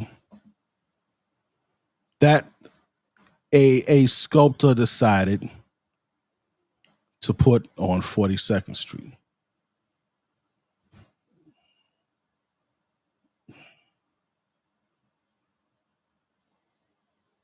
What's going on, baby? And we got derailed a little bit and started talking about what if we had a war between whites and blacks, like that. This ain't the fucking 1800s and this and that and the 1950s. Like, you know, we got a hard 13% here, and it's not going to be easy. We're not taking shit. We've been through so much shit 1,000 times worse than what they're going through. You know, we spoke on, we understand how they feel. We understand that they feel railroaded, but imagine going through that shit for 400 years and then some. And now we're talking about how even though a lot of black women are very vocal about how they fucking hate black men, and Brads are better and they want to go to Brad, we still feel a little obligated to defend them because we could talk shit about these bitches, not them. You can't come and look over on our side of the fence and talk about my lawn. I could talk about my lawn, but you can't look over here and talk about my lawn. And then that evolved into these two motherfuckers here cracking jokes about our women. That's just a quick recap of where we at. And then act accordingly. You leave because you don't work. that she still deserves to be it. They just can't be told no. And So now we're at Brad saying, yeah, black women just can't be told no. They can't just. And it's kind of like, what do you say to that? What do you say to that? It's true. It is true. But that's not your place to say, these guys, I could tell these guys here feel very empowered. They feel very happy to say these things that they're saying. And I think the only way to battle this is to do the same thing back to them. We ain't doing that turn the other cheek Martin Luther King shit this time. We're not doing that. Why? Because you, Brad, commits the same amount of fucking crime. I mean, he commits more crime. White crime, 69.4%. Black crime, 26.6%. This is a fact-based situation because you got people who have the stats completely wrong. They're wrong. How do you come and say, oh, black men commit most of the violent crime in America? When that's bullshit. We went and we showed the factual fucking stats on this shit. The beautiful stats too, I might add.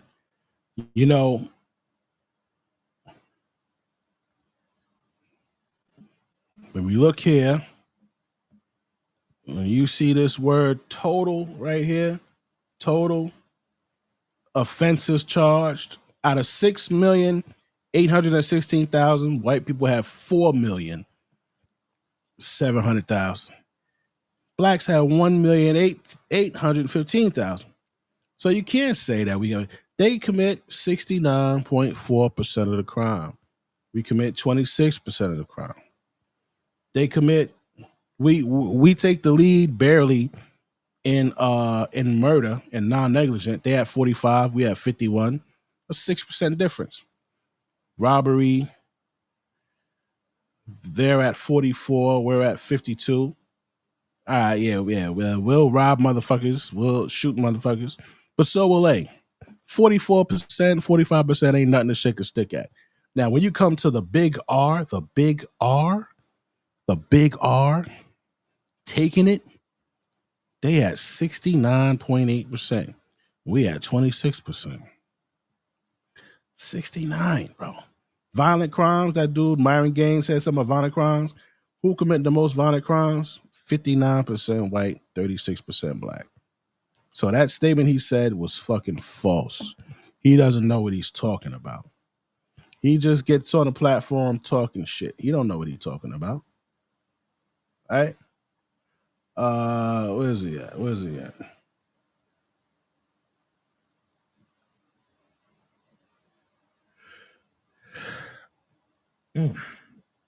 Oh shit. Where you at, Myron? So now we're at these two dudes talking shit. Anthony and Gavin. And this is what they're saying.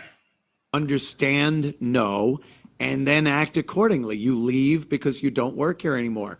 You're not in charge during a traffic stop. If you don't have your... That's it.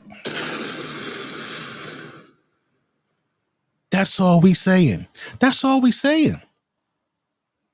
All we're saying is everybody commits crime.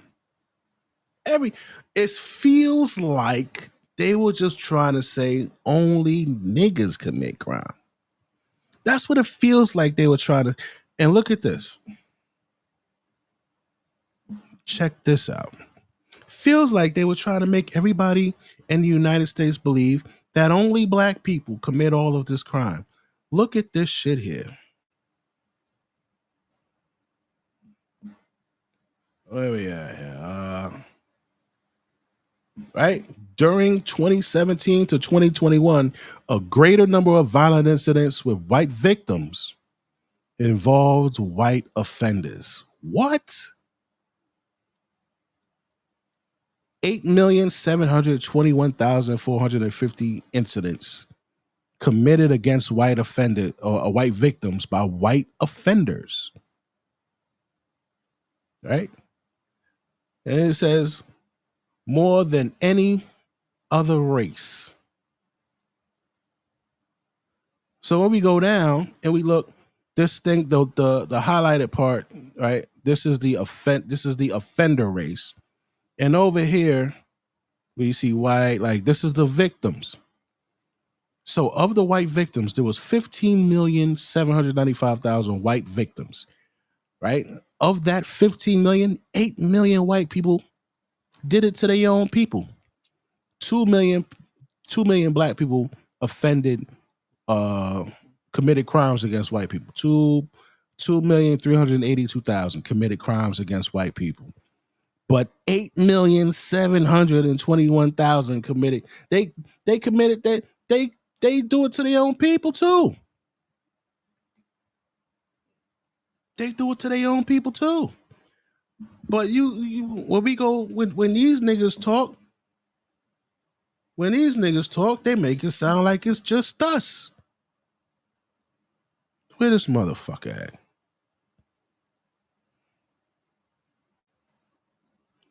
This nigga here. He makes it sound. Where we at?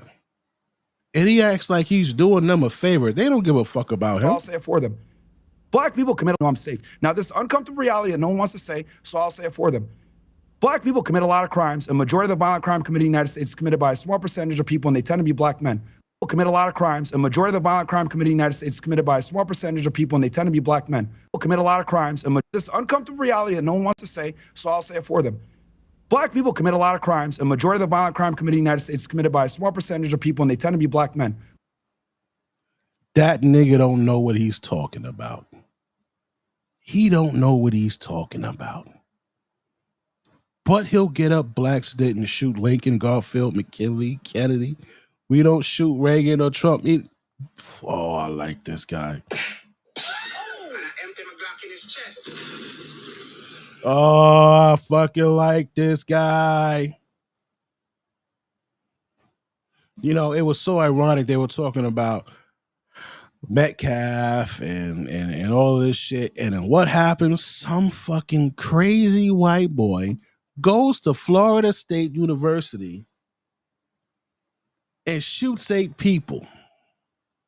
Out of the 8 people, he killed 2. He was the son of a sheriff.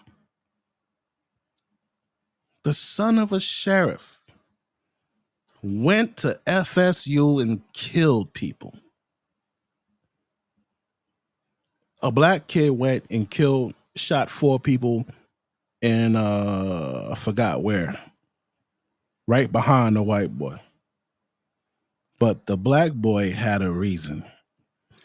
Not a good reason.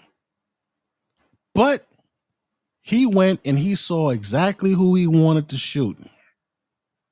Some niggas that was fucking with him, and they you know, some people died in his family.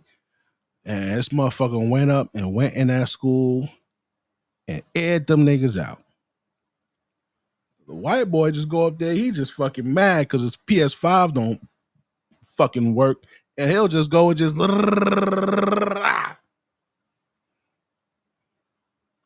Sandy Hook. Like the motherfucker that went to the damn church and sat and had church with the black people and killed 9 of them. The motherfucker who went to the opening of Batman and shot that shit up. Like, bro, stop it. Stop it. Dylan Roof rolled up in a blade. Yeah, that nigga, that motherfucker. You know, if they would have been racist and bigoted and said, nah, man, it ain't that Sunday, Pop, and closed the door, they would still be alive. That's why you and this time you can't be on no Martin Luther King shit, bro.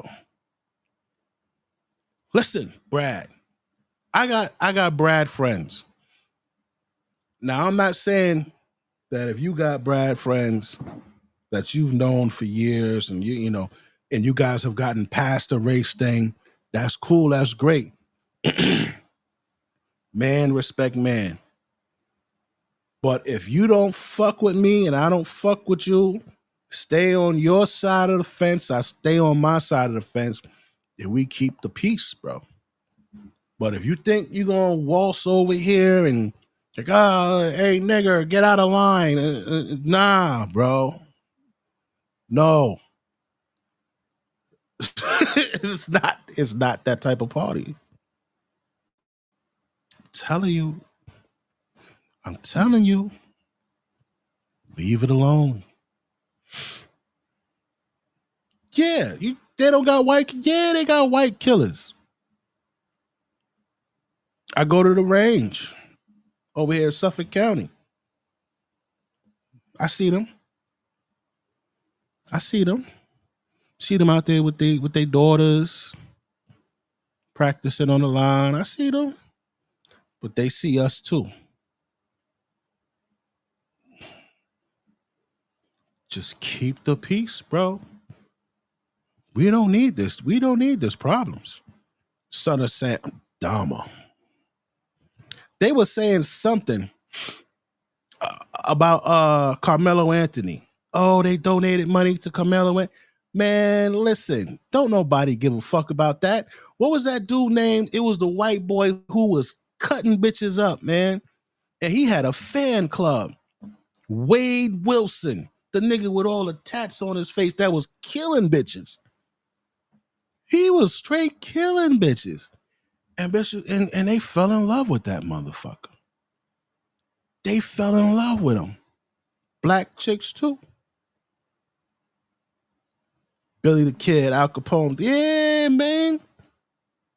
Before blacks and whites met, who were they killing? They'd get on a fucking boat and go sail across the seas to find somebody to chop up. The Vikings and all the motherfuckers, and that's what they did, man. They pillaged and plundered. So motherfuckers act like they're so fucking civilized. That's the thing that get me, bro. How you acting like y'all so civilized? We just looked at the stats. The stats say you're not civilized. The FBI, and like Sandra said earlier, who works for the FBI quits and then goes to become a podcaster and talk about bitches? That was a great point. That was a great point. Who does that? That's weird. But even the FBI, so for you to have worked for the FBI and quoting wrong fucking stats, it's crazy. This guy, you know why I can't stand this guy? Where is he at? The reason I can't stand this guy is because he's conveniently black. He's one of them conveniently black motherfuckers. He went to Penn State and had a debate. Uncensored America is the name of it. And on that thing, there was this white boy talking about blacks and shit like that. And they asked him, what does he consider himself? And he says, some people call me black, some people call me, so-and-so. Like, pick one, nigga. Hold your nuts. What are you? What are you? Because I tell you now, if I was a white boy and I said, yo, we gonna go hang two niggas, there go two niggas right there on the screen. Him and the other dude. He not getting away. He over here like holding the nuts of the white community. Like, bro, they don't fuck with you like that.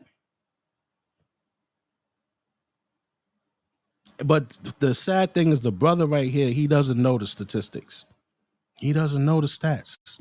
So that's why I'm not even mad at him, because he doesn't know the stats. The Manson family's been in California prison since, whoa. They cut Sharon Tate's.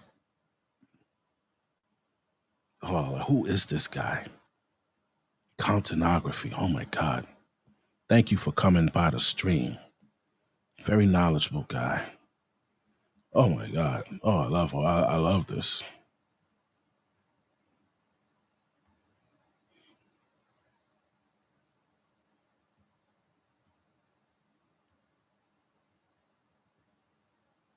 God damn. Cut the baby out of it.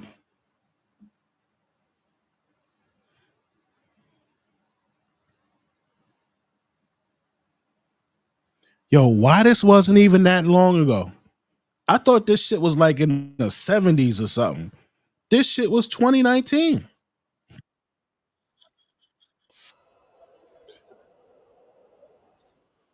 Oh wait, no. He said 50 years since this August. All right, so yeah, so it was back then. But still.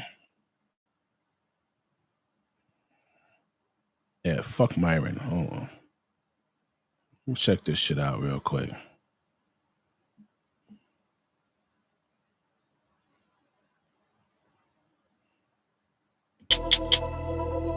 It's been 50 years this August. It's something I'll never forget. You know, it's something you witness and you just go on. Those poor people didn't. Their lives were ended young. They were young. All of them were young. In their 20s, I think they were all in their 20s. The Sharon Tate murder with 5 dead bodies was one of the most horrific things I've ever seen in the whole time I was a policeman. And nothing compares to it, to that murder scene. Sharon Tate was a beautiful lady. She was gorgeous. When I looked at her when I bent down to check time, it looked like there was, the way it was staged, with the ropes around Sharon Tate's neck and the other one around Jay Sebring's neck. And maybe Manson had that power because it was sex and drugs. That's what the whole thing was about. At the time, it doesn't make sense. I mean, you got to be hypnotized or something by this person. And maybe Manson had that power because Yo, that motherfucker got a fan club. That motherfucker got a fan club of women. So right now in America, it's very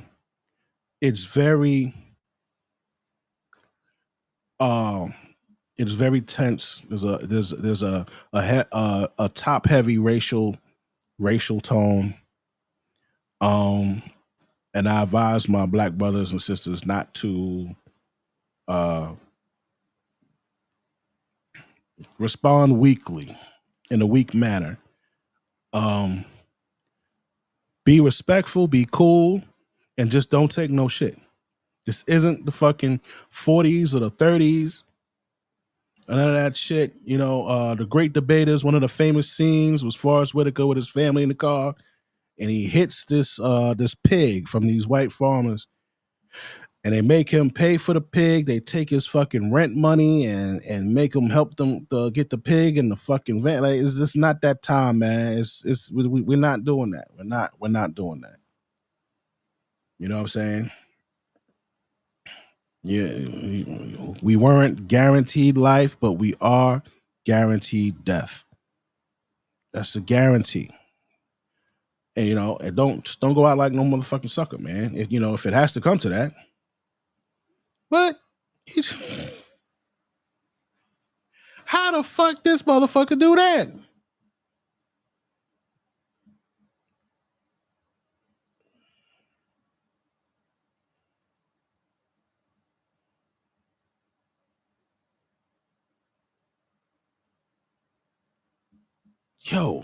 Yo, how old are you, bro? Holy shit. This nigga on his shit. I had to ask, because this dude, look at this shit in. He ain't even lying. Charles Manson failed attempts to start a race war. This motherfucker here.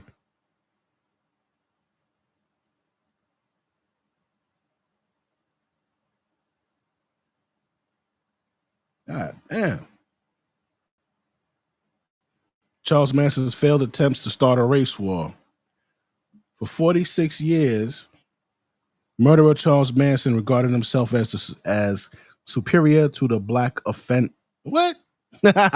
Superior to black offenders whom we shared the degenerating living conditions of prison facilities. Manson, who passed away at 83 on a Sunday, was impeccably cruel leader of the murderous 1960s cult, the Manson family. Damn.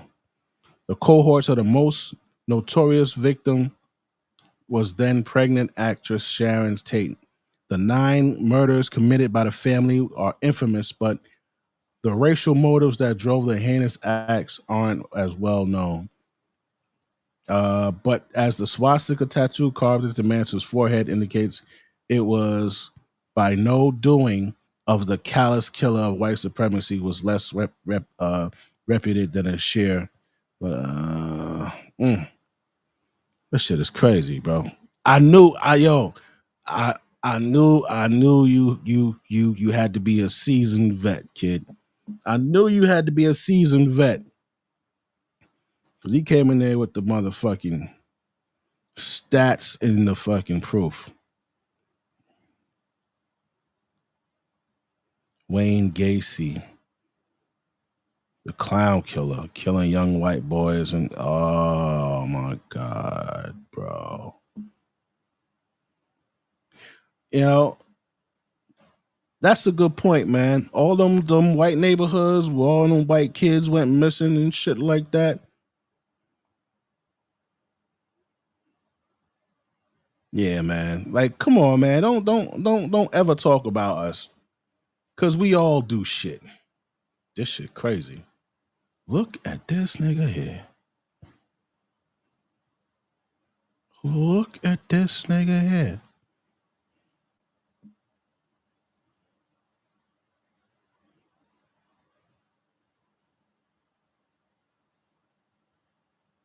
John Wayne Gacy stands as one of the darkest figures in American history. Known for his gruesome murders in Illinois in the mid-1970s, Gacy's outwardly respectable and jovial demeanor belied the true depths of his depravity. Gacy appeared as a socially respected figure, but behind the scenes, he led a double life, preying on at least 33 young men, subjecting them to sexual assault, and ultimately murdering them in cold blood. Donning a Pogo the Clown costume while dressed in workman's attire, Gacy would lure his victims into his grasp, where he would commit his heinous acts. When police uncovered the bodies of his victims buried beneath his house in 1980, the nation was horrified. Gacy was convicted of 33 murders and sentenced to death. John Wayne Gacy wasn't just a serial killer.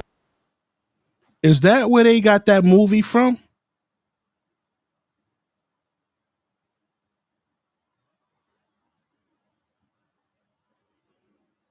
That's where they got that movie It from. That's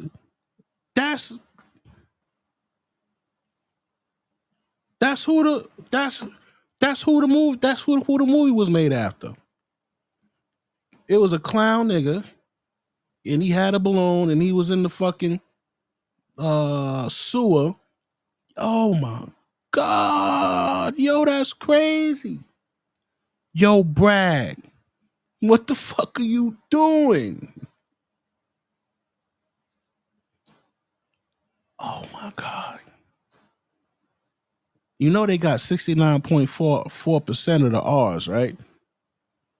They got 69.4% of R's.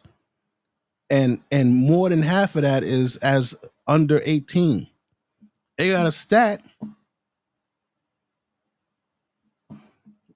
Look at this shit. We back on FBI table 43. Look at this stat. Right? We go up. We on 43, table 43B. Right? We go up here, arrests under 18. Right? When we go to R, right here, to the big R. Oh, wait a minute. Hold on. Let me get this out the way. Let me get me out the way too. When we go to the big R right there, they at 71%, man. This is under 18. 71% of the R's under 18. We got 26%. That's they like they yo, this is looking kind of crazy, man.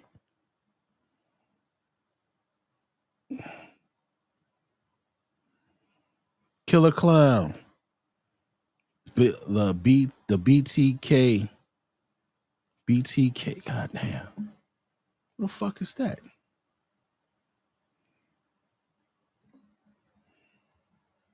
The only one memorable one that I know that was black was the DC Sniper. It was a DC Sniper. He had a 17-year-old and a license plate would go down. And remember that shit? He was shooting niggas at gas stations.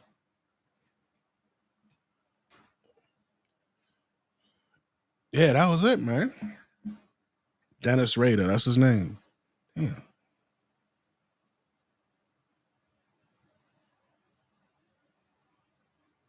Wow. This is crazy.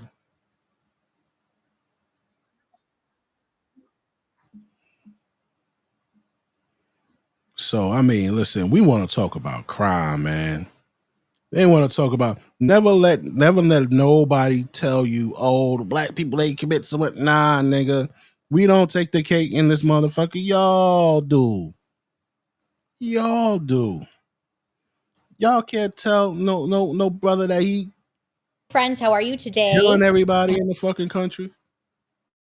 Hi, friends, how are you today? I hope you're having a wonderful day so far. What My up, name is Charlie? Bailey Sarian, and today is Monday, which means it's murder, mystery, and makeup. Monday, as a bookkeeper, his dad, his name is William. He was in the Marine Corps, and then later, and he earned an associate's degree in electrical engineering technology. So it seems like he was because he saw that Mr. Otero and Joey were at the home. She probably killed motherfuckers too. Yo, just can't trust nobody, man.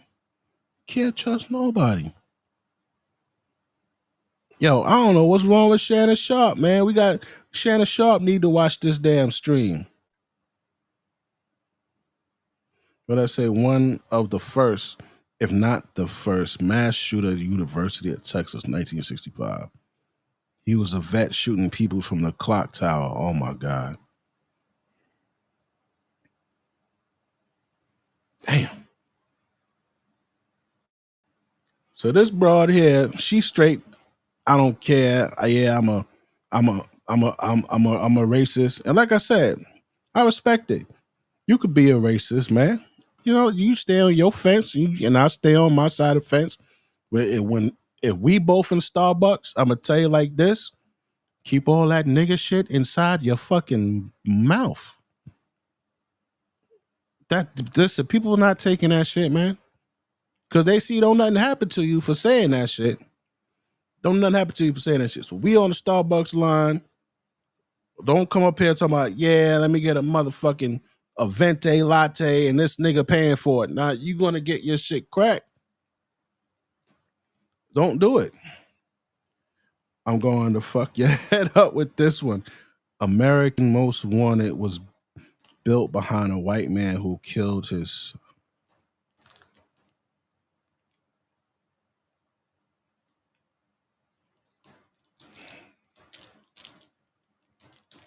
Adam Walsh. Yeah. That shit is crazy. That shit is crazy. You know what? Ask Adam Walsh who commit more crime in this motherfucker, right? Shit.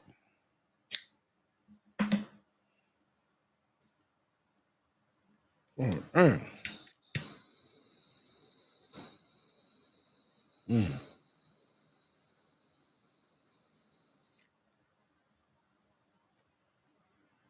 God damn, it's a good one. Motherfucker. Oh, you got a good one today. Now look at how this chick this chick talking me. She's just a racist. End, isn't she? You wouldn't dispute Well, that. it's not about her. It's not about her. It's about Well, it is white about people her. finally coming together and supporting another white person. And it doesn't matter. Why what would she you want to says. support a white racist?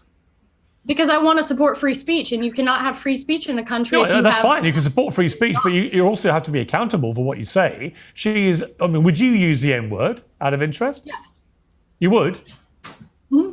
I do quite frequently. You use the N word quite frequently. Well, why? Other than the fact you're a despicable racist, are you? Now, look at Myron's face, because yes, Myron, you are a nigga too in her eyes. Okay, Myron? You most definitely are a nigga too in her eyes, buddy. Okay? That's what he needs to fucking understand. Frequently. Well, why? Other than the fact you're a despicable racist, are you? Some would say I am. I guess according to the ADL, I'm a white supremacist. I'm a neo-Nazi. Yeah. Well, if you use the N word repeatedly, you are a racist, then, are you? Are you? Sure, Why is this nigga smiling, bro? What is he smiling for? You see him, watch him smile. Yeah. Well, if you use the N word repeatedly, you are a racist, then, are you? What is he smiling for?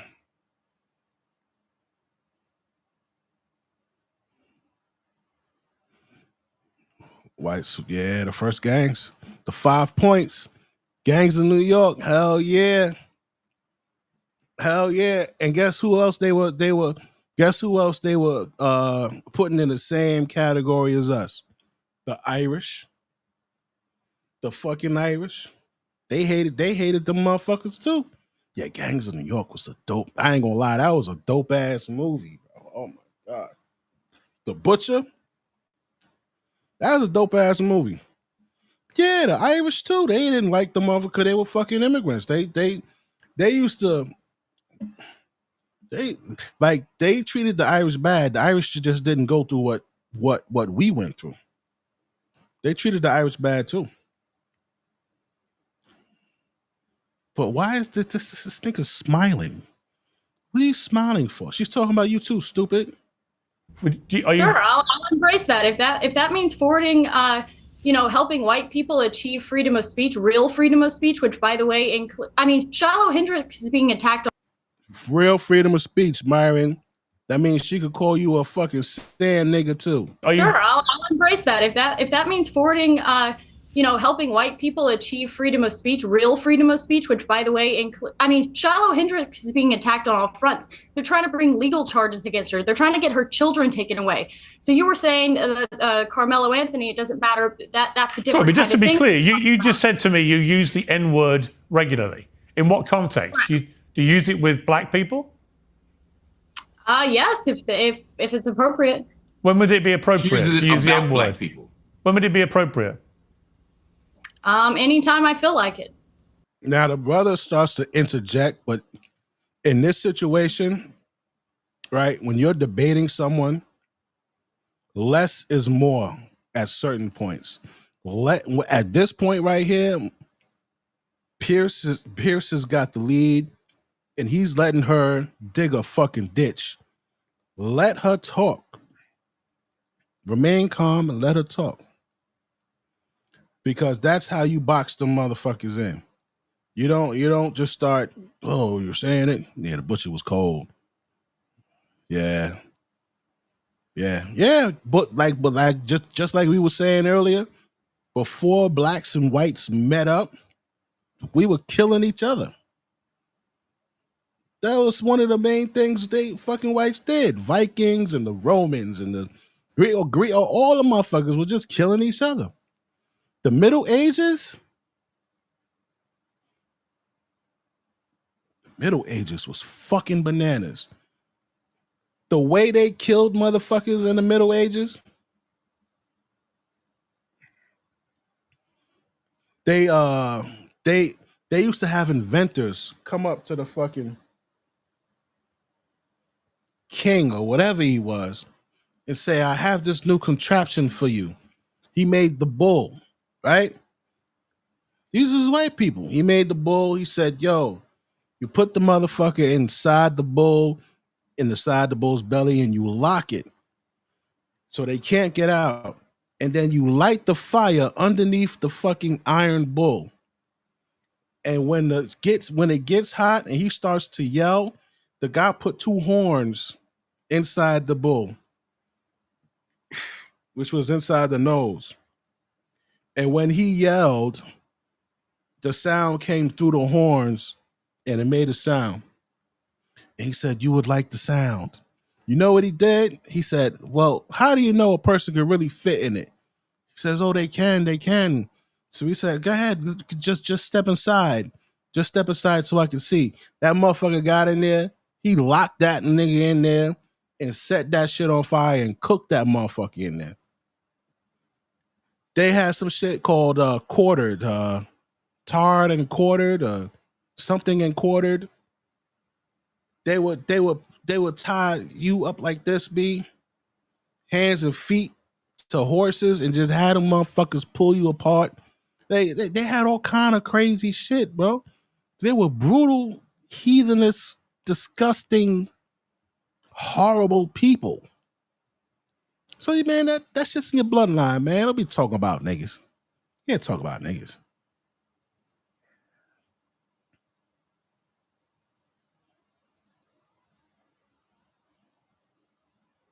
What? So you're an unashamed racist. Correct. Well, do you understand that makes you a despicable human being?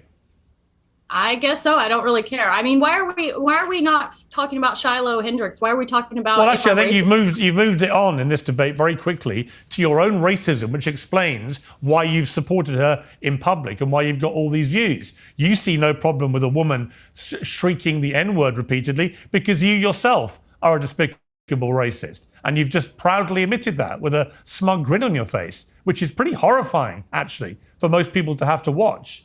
And shame on you. You're entitled to do it, and I'm entitled to call you despicable. Well, shame on white people for allowing themselves to be systematically discriminated against in the United States. This is our country. This is a country that should be. What do you mean your country?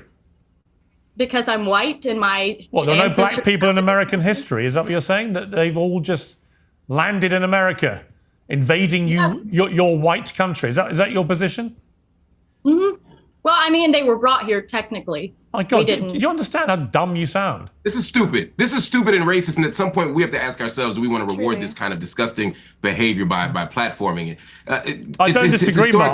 Listen, I didn't know she was going to say that. I don't disagree with you. No. Yeah. I'm with you. I don't think you knew ahead of time. I'm saying at this moment, someone. I fucking hate this nigga so much, bro. Oh, I hate this motherfucker. Oh, this fucking guy, man. Oh, bro. Who's saying technically black people brought up. No, technically Africans were stolen, enslaved, and they built this country. And the idea that you can justify calling a baby the N-word by saying that white people are losing the country is absurd. It's morally bankrupt, and it's honestly besides the point. I mean, all these are just distractions from the fact that she wants to justify. Listen, the way to win these race debates. The way to win these race debates is to present them with the facts, bro. All right, you don't like blacks. You call blacks niggas. What do you call the white people who kill other white people and rape our other white people at 69.4% of the time? What do you call them? You gotta like be calm and ask them. They're like how you guys just put out all of these people from history that are known. Like we could basically tell which crime is committed by who. Oh, a motherfucker locked niggas in the basement and was eating them. It's probably a white dude. Oh, a motherfucker robbed somebody in 7-Eleven and shot 12 people. Quite possibly could have been a black dude. Oh, yeah, it was probably a black dude. Oh, a motherfucker shot up a damn cop, white dude. Shot up a movie theater, white dude. Shot up the mall, white dude. our 12 kids and had them buried in underneath it. White dude, bro. Like we like yeah. Yeah. How do you feel about that? What were your people doing before they met black people? Were they living peacefully? Has there ever been a time in history where you could point your finger and say, yo, niggas took over this country and they pillaged and plundered the women in the land and they kicked? There's no such time or evidence when that shit happened for you motherfuckers to hate blacks. So why do you hate them? Hey, like, yo, why? I just want to know why. Because I could feel like, you know what? It is what it is. I know why y'all hate niggas, because they pillaged and plundered your fucking country and, you know, and shit like that. I get it. I understand. But there's no evidence or anything as to why you hate this demographic of people.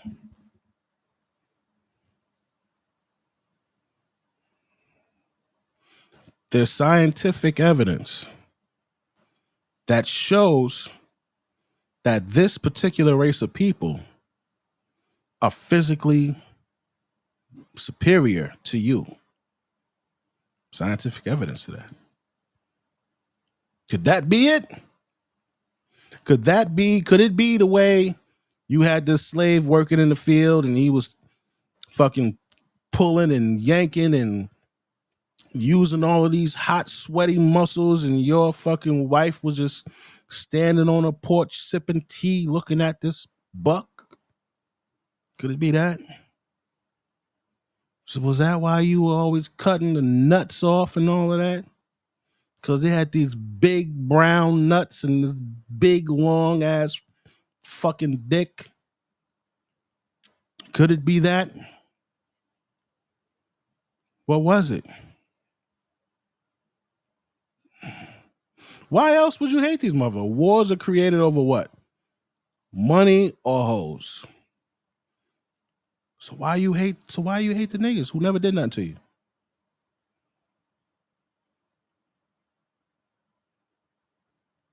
You know what else goes in line with what you said?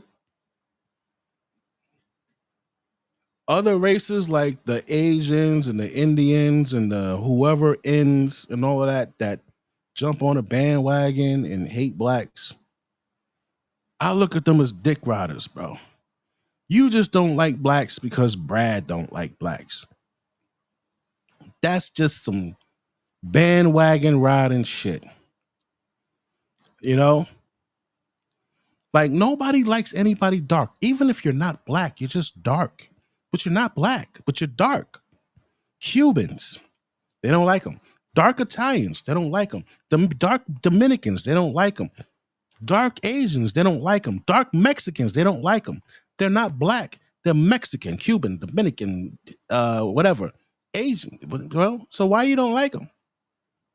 Or because they're dark.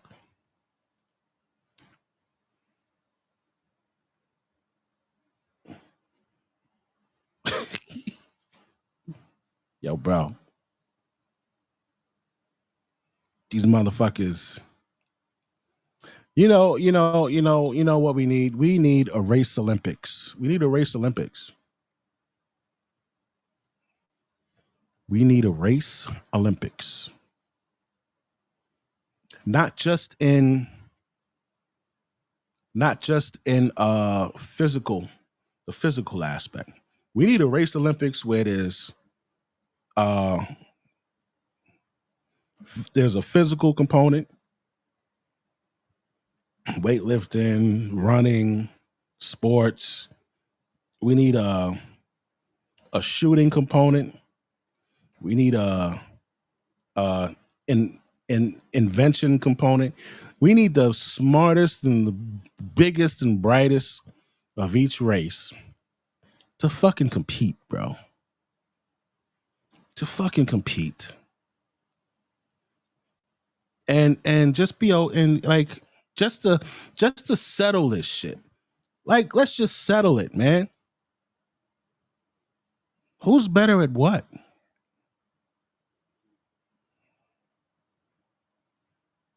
You guys won at the crime aspect. You won 69.4%. You beat us in crime. Damn. You beat us in the crime. You beat us in the R aspect. You beat us in the sexual offenses aspect. You beat us in the crime against family members aspect. You beat us in everything. And but we beat you by 6% in murder. Just 6%. Just 6% in murder we beat you by.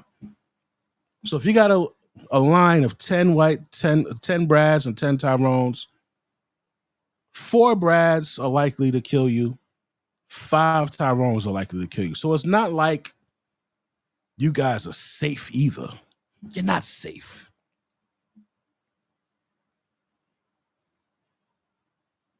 And again, why am I saying this? Because you're saying this. And you're wrong. And we got this little sand monkey tap dancing for the fucking for Brad as if Brad loves him. Yo, God.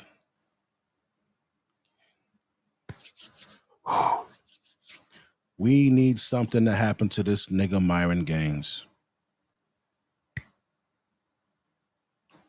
In the next few days, we're going to see if something happens to Myron Gaines.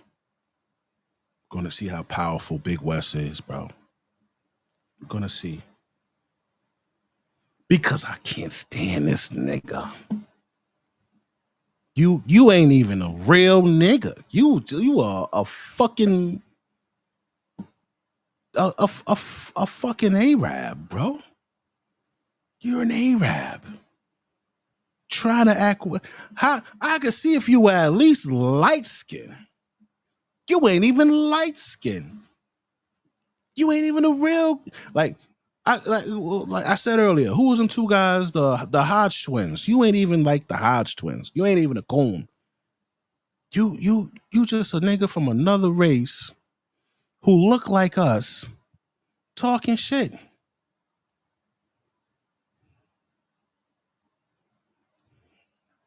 And you had a super blue black co-host named Fresh. Super blue black. Did he know how you felt about blacks and about immigrants? Ain't you an immigrant?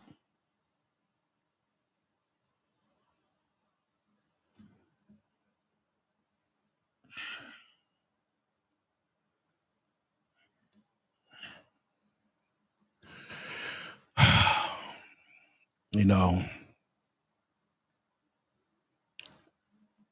maybe we need to just have an event. Have an event where we got white racists and black racists. And we go to this event and we slug it out, man. Just fucking slug it out. You know how you got what's the guy? What's the guy?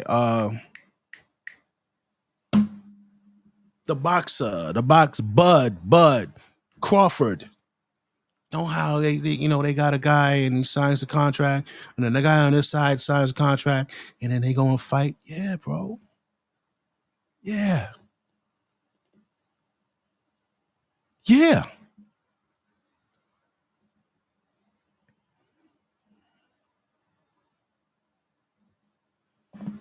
This motherfucker here, I can't stand this guy. By dehumanizing and even animalizing a small black child. It's disgusting. What is it? Yeah, I never said that. No, but you may as well have done, because you're just an unashamed. That's the implication of proud your. That's the racist. Let me implication bring in Myron Gaines, because you've been smirking and laughing. What's funny about any of this? Well, I mean, I find it interesting. See, he said it. What's What's funny about this, nigga? Interesting that you guys want to virtue signal and, wag the finger and say she's a racist and everything else like this. No, But she I find admitted it she's a racist. Let me I'm not finish my wagging a point. finger at anybody. She I don't need to self-identified as a racist. She But said, "I am Myron, a with racist." respect, Myron, I don't need to Because- wag a finger when somebody says, yeah, I'm racist. I use the N word against black people. I don't care. That's a racist. I'm everyone not isn't wagging really- any finger. I'm not accusing anybody. She is admitting it proudly. Even Here's the you thing. can't defend that, surely. Everybody is racist to some degree. The reality is, it depends on. A lot of people want to be politically correct. A lot of people want to sit there and say, "I'm not racist at all." We all have biases. We all have stereotypes. We all make jokes. We all are racist to. Yeah, hopefully, what's today? Friday. Hopefully by Monday, something will be done happen to this nigga. Some degree. Now, how racist you are is a whole other situation, but everyone is racist. That's number one. Next thing I want to say. See, I think this Shiloh, Hendricks, and Metcalf situation is a microcosm of a much bigger problem. And that bigger problem is what I call systemic organized. And what I mean by this is this nigga said systemic organized niggerism.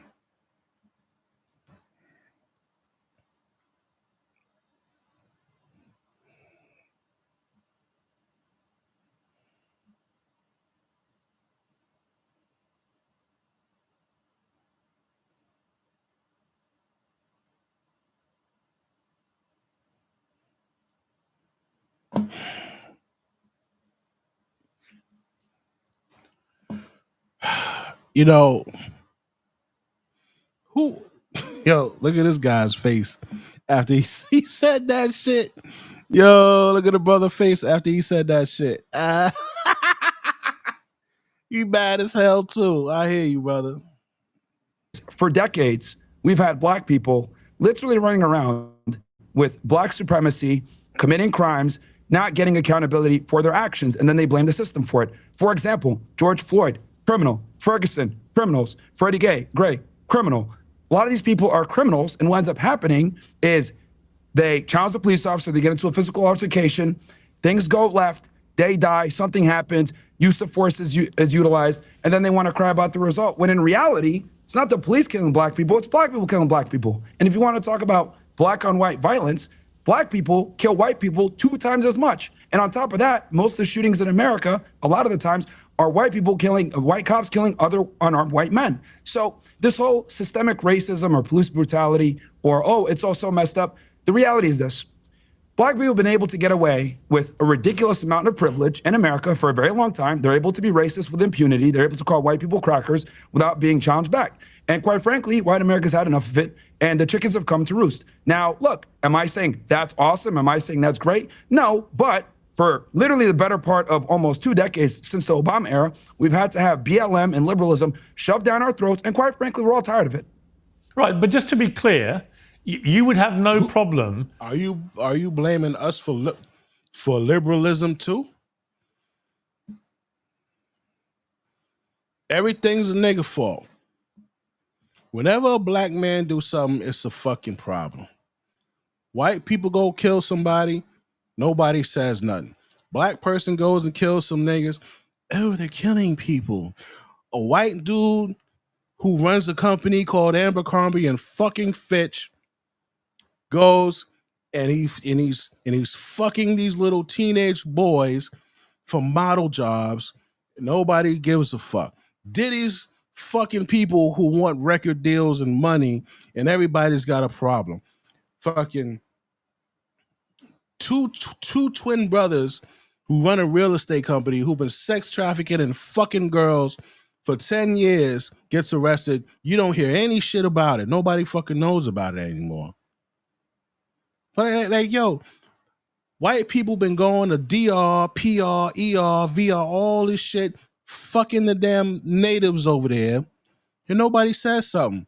Black dudes go and start some shit called Passport Bros and go and try to find a wife. Oh, they're fucking the underprivileged fucking non-English speaking, they're predators and all of this shit.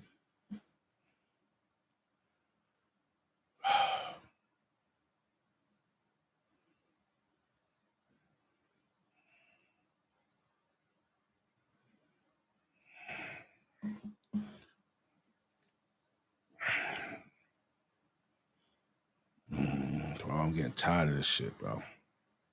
With one member of this panel openly saying she uses the N-word at black people with impunity and is proud of being a racist. You have no problem with that? My worldview on the protection of the First Amendment and freedom of speech. Stand on it, you pussy. Stand on it, man. Oh yeah, no, I had my preference on the Constitution. Get the fuck out of here, nigga. Get the fuck out of here. This is a sucker ass nigga, bro. There's nothing worse than a sucker ass nigga with power, bro. Now he don't have power, but he got social media power. He got social media power. You know, he says some dumb shit and motherfuckers hear it.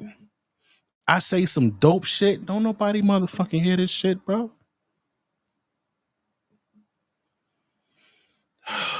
God, yo, I ain't gonna lie. I would even pay this nigga to let me slap the shit out of him. I will give you $1,000 to let me slap the shit out of you without you calling 911. No charges. That's how much I hate this guy. I'm not like pro-black and I'm black y'all and I'm black y'all and I'm blacker than black and I'm black y'all. I'm not like, that's not me, bro. But I'm big on facts and stats. If you're going to quote something, if you're going to accuse somebody of something, be 100% right. Be 100% right before you push that button, bro. I remember talking to this dude in jail. And he said, yo, before you do anything, you need paperwork. You need to be 100% right. Because you'll start a war and you would have been wrong. I said, yo, this nigga right. This nigga's right. This fucker right here, these niggas just out here pushing buttons. Oh yeah, black people commit fucking the majority of violent crime. You're wrong. He's wrong. This bitch say, oh yeah, I don't like niggas, you know, fuck them and all of that. I say nigga every now and then. That's cool, bitch. Don't say it around me. You want to call me a nigga? You want to call me a fat nigga? Please do. I dare you. I dare you. That's all I'm saying. You stay on your side of the fucking fence, I'll stay on mine. You know, nobody said anything about these fucking twins who were supposed to go catch a flight 5 a.m. and they ended up dead on the top of a mountain in Georgia, 90 minutes away. And they were in the sundown town. 5 o'clock, got to be there 2 hours early. I think 7 o'clock. So they had to be there at 5 o'clock. So they probably had to be up around 4 o'clock.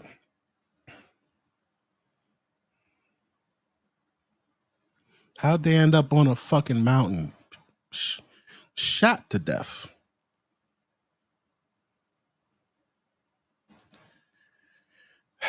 It just feels like, I don't know if it's the Mike's Hard Lemonade talking, but it just kind of seems like, man, maybe we just need to just gun it out,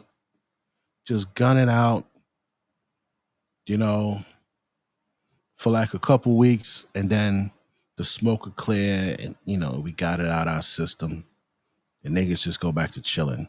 You stay on your side of the field, we stay on our side of the field.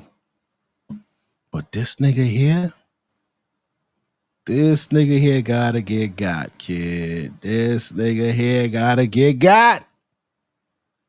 Overrides my personal feelings. She has the right to say That's it. fine. and I'll You can support the First Amendment, but you can also have a personal view about what she said. my feelings are irrelevant. The Constitution is the Constitution. That's what matters. Oh, that's And I'll- fascinating. Hold on. So when it comes to Don't even don't even say all of that. Don't even say all of that. Say Myron, man. Take your balls out of her purse, man. You know she really don't like you either, right? Because you look like a nigga. So you could side, all you motherfuckers that side with all of these fucking white ideologies and all of this shit. Like, I hope that's your personal ideology.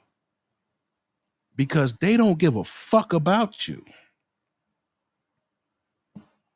Like when in life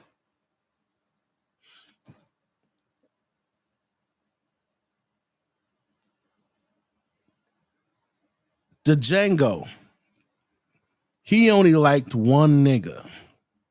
Leonardo DiCaprio only liked one nigga. Just one. And hated everybody else. The next white person don't give a fuck about the nigga Leonardo DiCaprio liked. How many people you think like you, Myron? How many white people you think like you? That would defy their race not to hang your ass. How many you think? If they say, yo, listen, bro, you gotta pay us, you gotta put some money in a kitty for us not to hang your favorite nigga. And whatever white dude, like, you don't even have a white master, bro. Like, you don't like you're just talking to motherfuckers online that don't get no pussy, bro. They ain't got no power. You dead, nigga. Stupid. That's the thing. Who does he think is gonna save his ass? Hodge twins. I hope you got artillery. Who you think gonna save your ass? Nobody give a fuck about the Hodge twins. These niggas that be just like, I mean, straight cooning, straight hating blacks, and like now there's a difference between a nigga that hate the shit that blacks do and a nigga that hate blacks. It's a difference. There's a motherfucker who don't want to live around niggas because he know he gonna get robbed. And there's a difference between a nigga who just don't want to live around niggas because he just don't like niggas. When I come outside, I don't want to see nobody that look like me. There's two types. Them niggas is the type that I don't want to see nobody that look like me. When I go to fucking CVS to pick up my damn medication, I don't want to see no niggas in CVS. When I go to Starbucks, I don't want to see no niggas in Starbucks. When I go to the bank, I don't want to see no niggas behind me taking money out of the bank either. Dumb niggas. Nobody gonna save you.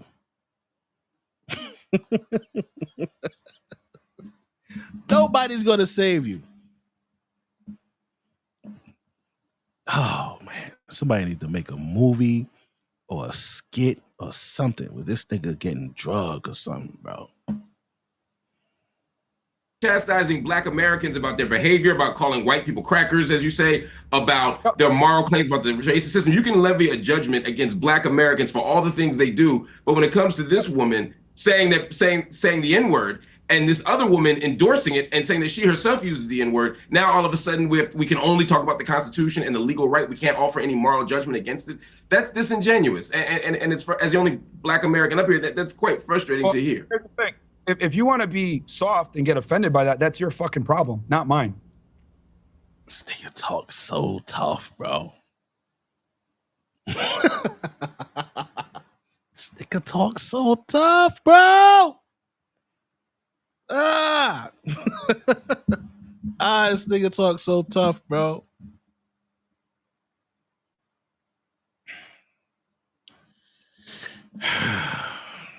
Let me So ask this Ricky. isn't about. We're not even. Let me This ask isn't Ricky. about- Ricky, I This, want this to. isn't about being soft any more than when you were desperately Actually, you know what? As a saving matter of fact, these white people. Hold on.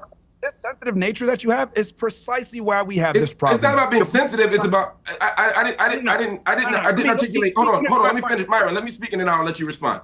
Myron, I didn't articulate any sensitivity here. What I said, in the same way that you levied a judgment against black people, I'm levying one against the claims you're making. I'm no more sensitive than you were when you made your claim. I'm simply saying I disagree with you. And to immediately jump to you're being sensitive is just a distraction. I'm making an argument here. Just respond to my argument. If you're struggling with sleepless nights and exhausting days, you might want to try Beam's Dream Power. Now, and my argument to respond to that is this: political correctness, liberalism, and making sure that we are politically correct and don't use certain words to offend people is precisely why we're in the situation that we're in. For decades, we've had to literally tiptoe around saying certain things around certain people. We who? While the other group of people has been able to have impunity and be able to be as racist as they want to be, as violent as they want to be, without any. Epstein, Hugh Hefner. Yo, speaking of that, you saw homegirl committed suicide. The girl who set the whole shit off, the first chick, they found her dead. She committed suicide. Niggas don't be committing suicide like that, bro. She was in Australia. What's she committing suicide for, bro? Bitch ain't commit suicide. I tell you, some of these motherfuckers, some of these motherfuckers, some gangster motherfuckers, though. I tell you, you gotta be careful. You gotta be careful.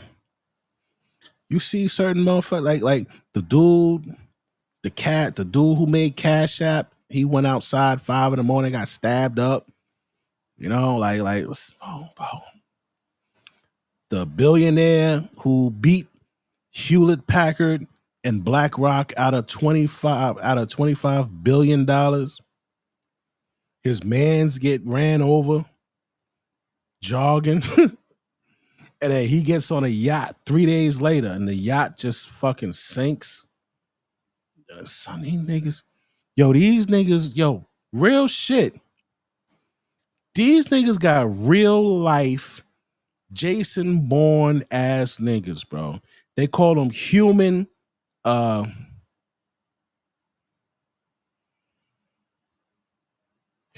capital. It's a bitch, a Korean bitch named Kim, Kim Soon, KIMSOON. That bitch had a company funded by a motherfucker who was attached to BlackRock, and he funded her company. And her company is she provides companies, governments with human capital. So I had to look up what the fuck human capital is. Jason Bourne type niggas, bro. Little mercenary type niggas. What is a bitch doing with a company like that? How the fuck are you providing government agencies and corporations and shit with human capital? Little mercenary niggas and shit. Like shit be real, bro. Like, I ain't gonna lie, we ain't the only killers out this motherfucker. The government, the contractors, Blackwater, and all these. Like, we got some shit, man. There's some shit going on, man. Motherfuckers, they don't like you, bro. And they got that money.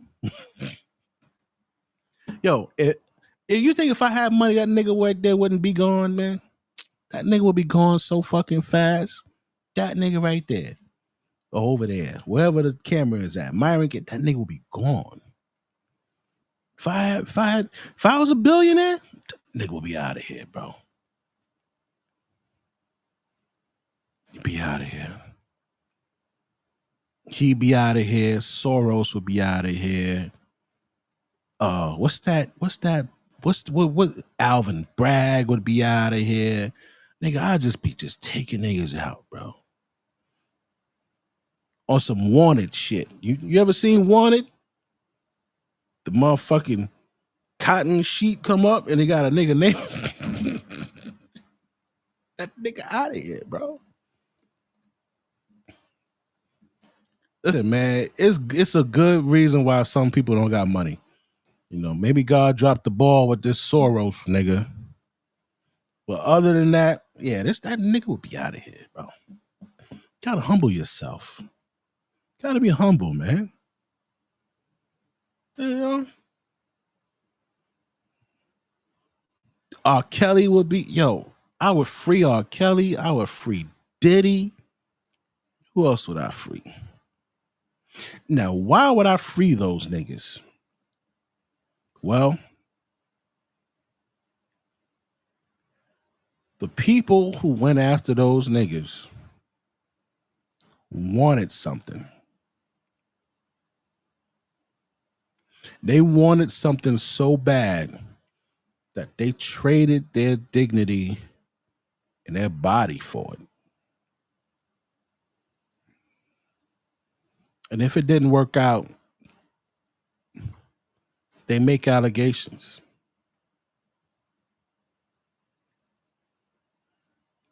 You don't have to accept a evil nigga's proposal.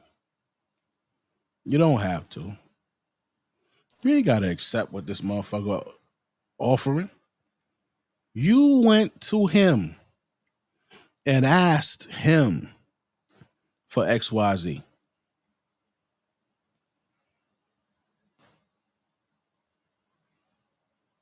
There's a guy, he claimed he's from CIA.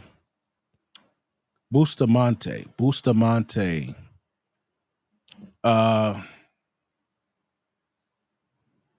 Something Bustamante. Said he was a CIA, ex-CIA guy. He said the government uses honey traps, aka honeypots.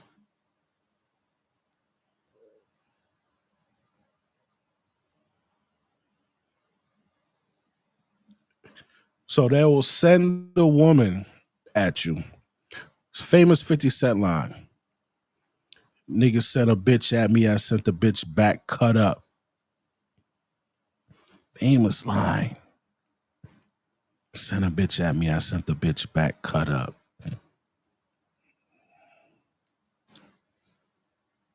Shannon Sharp.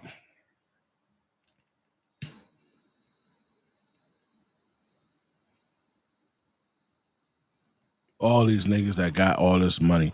It's not a coincidence all of these black greats are being taken down. Nigga, how you taking down Diddy, R. Kelly, and you still got Bill Clinton walking these streets? You still got Bill Clinton walking these streets. You still got everybody that was on that Epstein plane fucking 50, 60 times still walking these streets.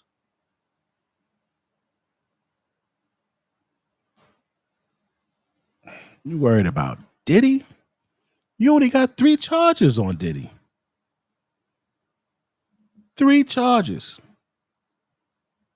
Racketeering, transportation, and facilitating prostitution or some shit like that. 3 charges. There's no drug charges. There's no gun charges. You said he had guns that were defaced. How much time you get for that? Not a lot. It's Florida. Wasn't traced to any murder. It's not. They don't have nothing on that nigga. Real talk. They don't got nothing on that nigga, and they in a bind. You know why they in a bind? Because they promised yo, give us the okay to go lock this nigga up. We gonna have these things coming through. We gonna send them away forever. We got there's thousands. I mean, there's dozens of witnesses that he fucked over. Like, we got them. Just give us the okay. They denied him bail. They compared his case to mafia. You let mafia niggas go. You gave mafia niggas bail. There was 9 mafia niggas caught up in one incident. You let 7 of them go. You said Diddy shit's like a mafia nigga shit. Racketeering and all this and other shit, but it's only him.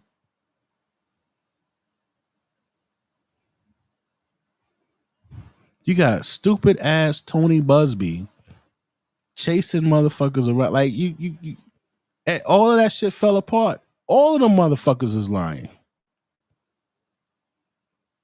And then this greedy motherfucker said, oh yeah, Jay-Z too. Jay-Z kicked you in your nuts and slapped you in your face. Now you can't even practice in New York.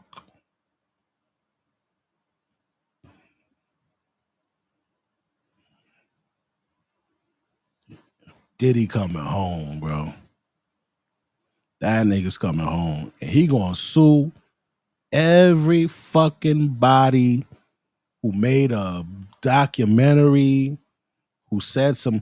Yo, if I was him, I would sue everybody. I would sue... What's that bitch name? Jaguar, right?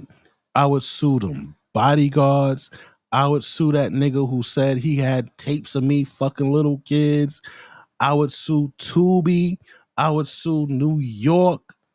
I would sue Damian Daniels, whatever the fuck his name is, the old prosecutor nigga.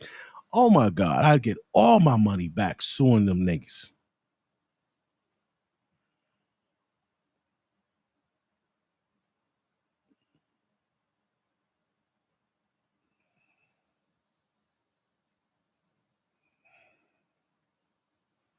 Fucking this fucking guy, yo. This nigga here, yo. Type of consequence. And if you call it out, you're labeled a racist. The reality is this. Black people don't want to live around black people. I don't want to live around a bunch of black people. I move to neighborhoods where it's majority white because I know I'm safe. Now, this uncomfortable reality that no one wants to say. 60 white people commit 69.4% of crime in America. And his black ass said he gonna go move around them because he's safe.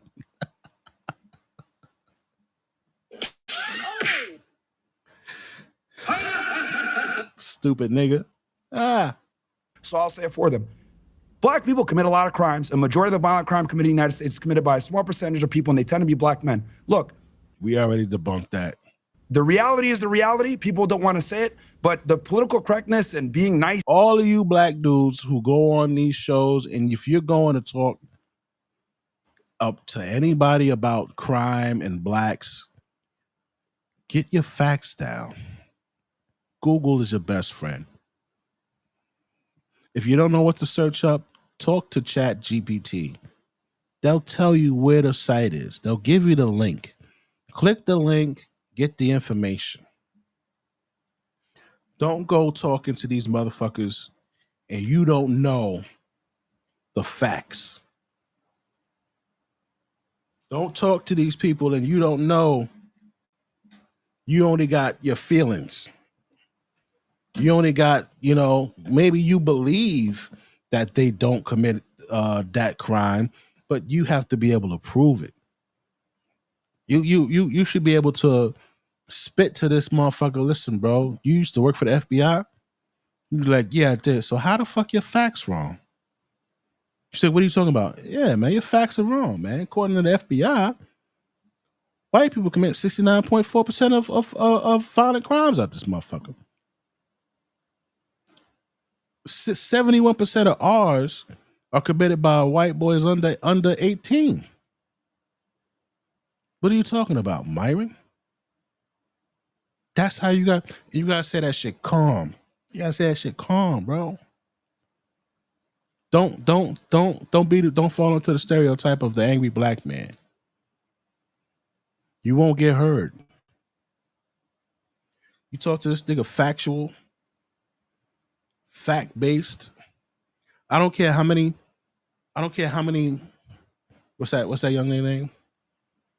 I don't care how many. I don't care what you say about this Carmelo Anthony, bro. 70% of white males under 18 are worse than Carmelo Anthony. Just off of that one stat of R.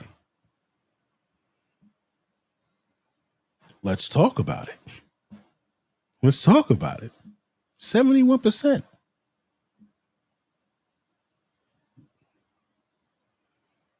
Worse than the niggas in Chicago, Louisiana, Mississippi, Detroit, New York, the Bronx, Compton, all of that.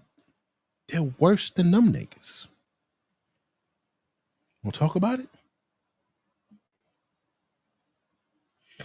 And not wanting to tell the truth is precisely this problem. And the reason why you're seeing all the support for Metcalf and Shiloh, etc., is because white people have not been able to step up and say what they want to say for a very long time because of what I said before, systemic, organized, where they don't take accountability for their All right, decisions. let me bring in Ricky to respond. Ricky.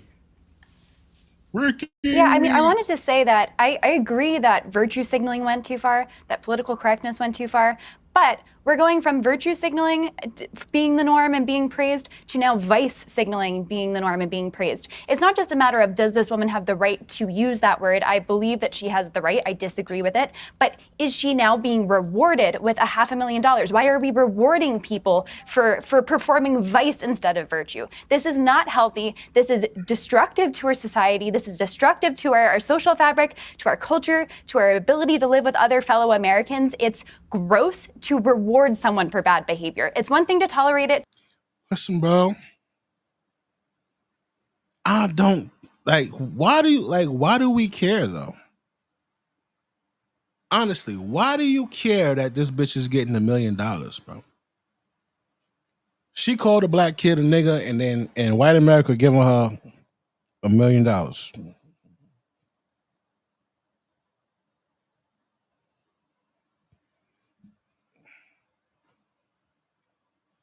All right, so what?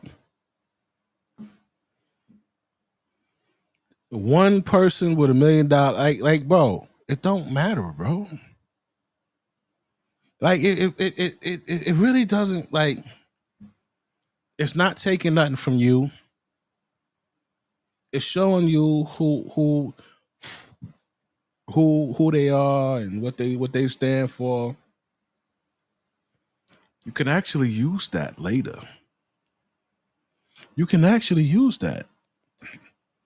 Listen, man, you guys are so fucked up. Your girl calls a 5-year-old a nigga and white people gave her $1 million. I mean, that just shows you how fucked up and degenerate you are.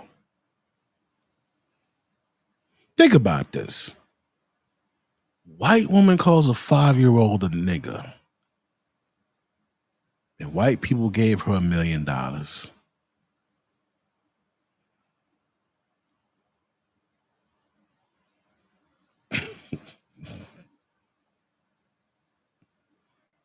It just feeds into the stereotype of them being fucked up, degenerate people. I just saw a case.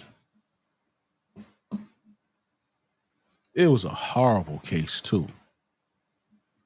They fucking caught a couple, right? A couple where the bitch fucked her dog. White lady, this is recent. White lady fucks her dog. The husband films it. 2 weeks later, they find the husband with a plethora of child porn. Bro, don't talk to us about morals. Don't you dare. Don't you dare. You're supposed to be the better race, right? Allegedly. The better race, more educated, more sophisticated, more everything catered, all of that. and your fucking kids and fucking animals. Listen, you don't like, bro. I'm the type of motherfucker you don't want on a platform. I dare you to put me on a platform with you and debate you on some shit. There's no way, like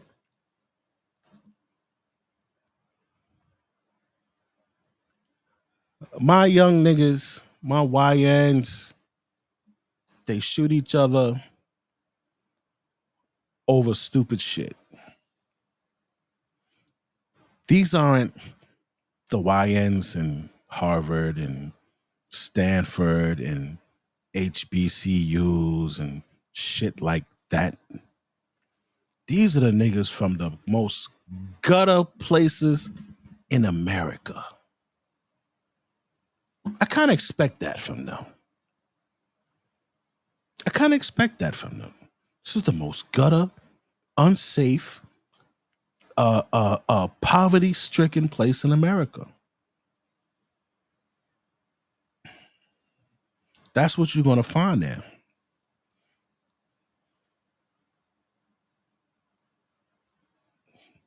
But they ain't fucking kids and animals.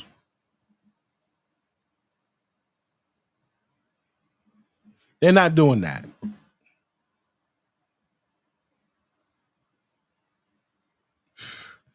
Who makes guns? Who makes guns? Who manufactures guns? Who makes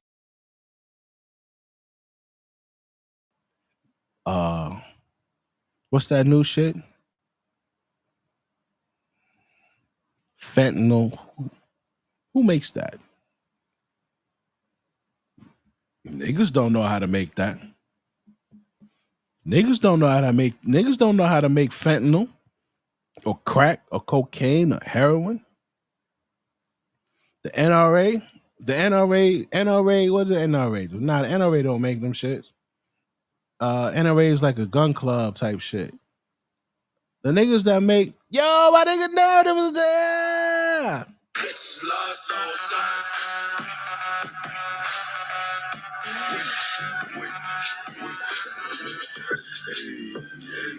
Woo! Jimmy Lit. Woo! Got on my head. Shout out, salute to this. Salute to you, bro. You feel me? Like, we could talk about it, bro. They have the wrong niggas on here. He got a suit on, bro. You don't need a nigga with a suit on. You need a dude. See, me, I just like to pull niggas' cards, bro. I will pull this nigga card. Especially this sand nigga right here. Fucking sand nigga, turban tyrant ass nigga, you. Yeah, this nigga here. Oh. To say that she. I think there's anybody that hate that motherfucker more than me. I hate that nigga. He think he white. He think he white. He think they like him. That's the thing. He thinks they like him, bro.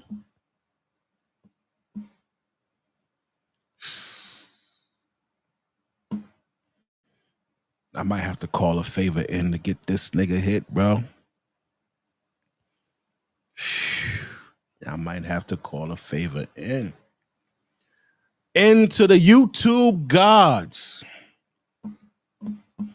That by Monday we will look on this fucking app and let's say, oh shit, Myron Gaines in the hospital. He got hit by a car. Shit like that, bro. Oh, this nigga look mad. Yo, look at this dude.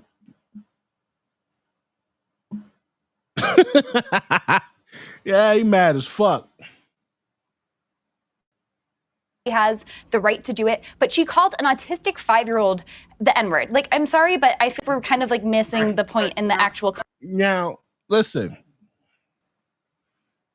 If that 5-year-old, in fact, did go in her purse to try to steal something or bag or whatever, allegedly this 5-year-old went into the bag to try to take something. I haven't seen the kid. I haven't seen the parent. I don't know.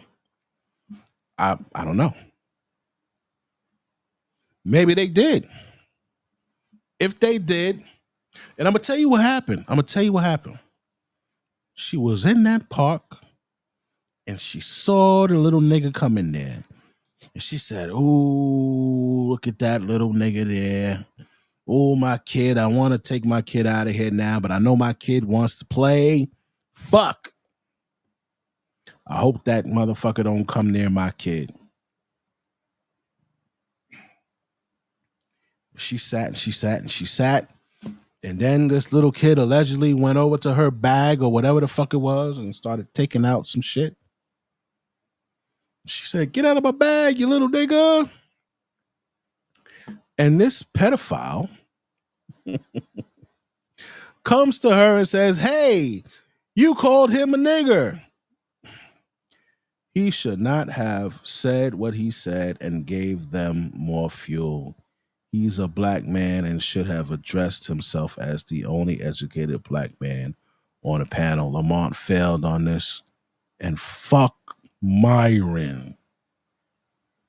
Oh! And I empty my Glock in his chest. Fuck Myron. And you are 100% correct, bro. This nigga here don't know what the fuck. He don't know. He's lost, bro. How do you go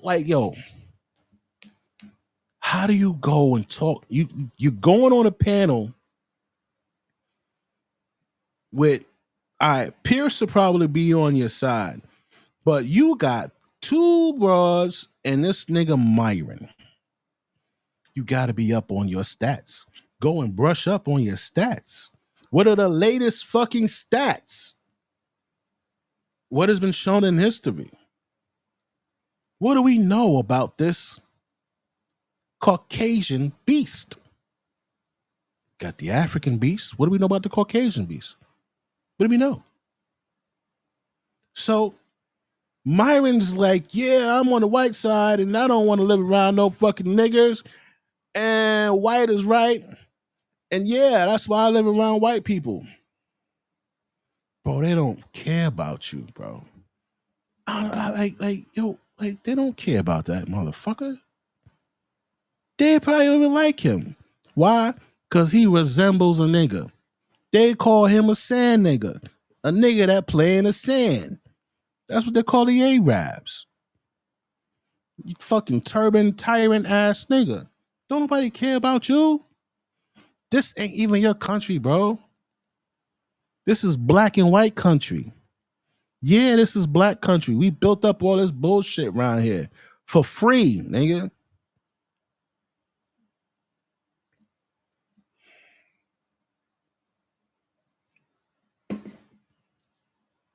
God damn, Myron. Context. You can say that it's part of this bigger meta story of black and white America, but it actually is just like a short little clip, and you don't even know the context of it, and it's actually gross. And if we can't just say that it's gross and bad, then I don't really know where we are. Well, I think it's interesting to me that Lily Gaddis, you retweeted Nick Fuentes, the white supremacist, by saying he said black people just raised $500,000 for a cold-blooded killer who stabbed a white teenager to death. So I don't want to hear one word about the shot. All right. To these stupid motherfuckers again, we got to say this again. I'm sick of them too, bro. I'm sick of them too. We got to say it again. Dear white America, why did black people donate to Carmelo Anthony?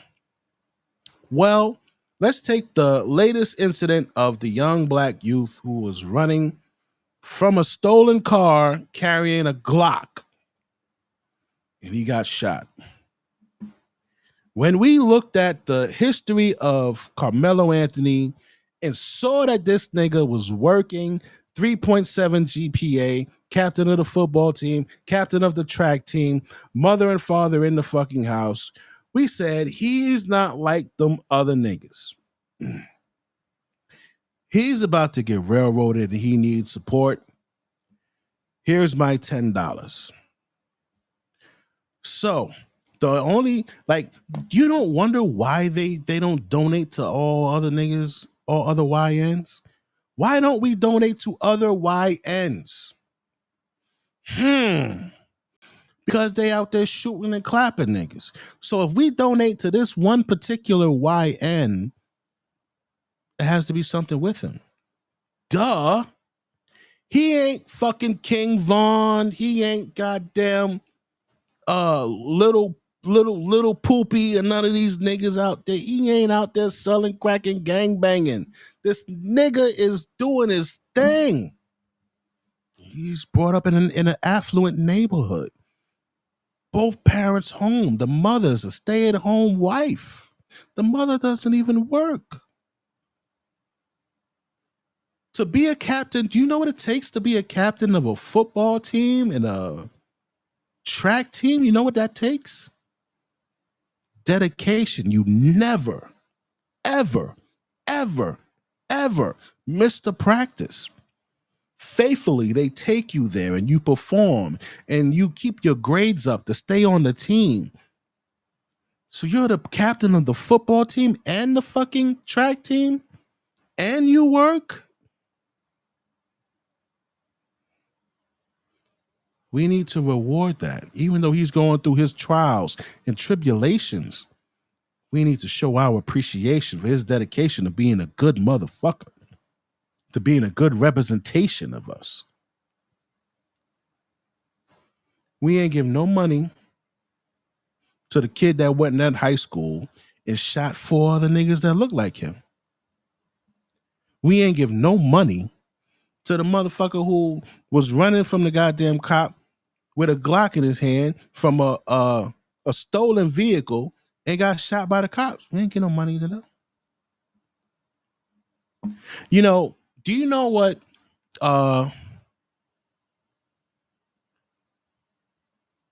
damn, man, I forgot the word.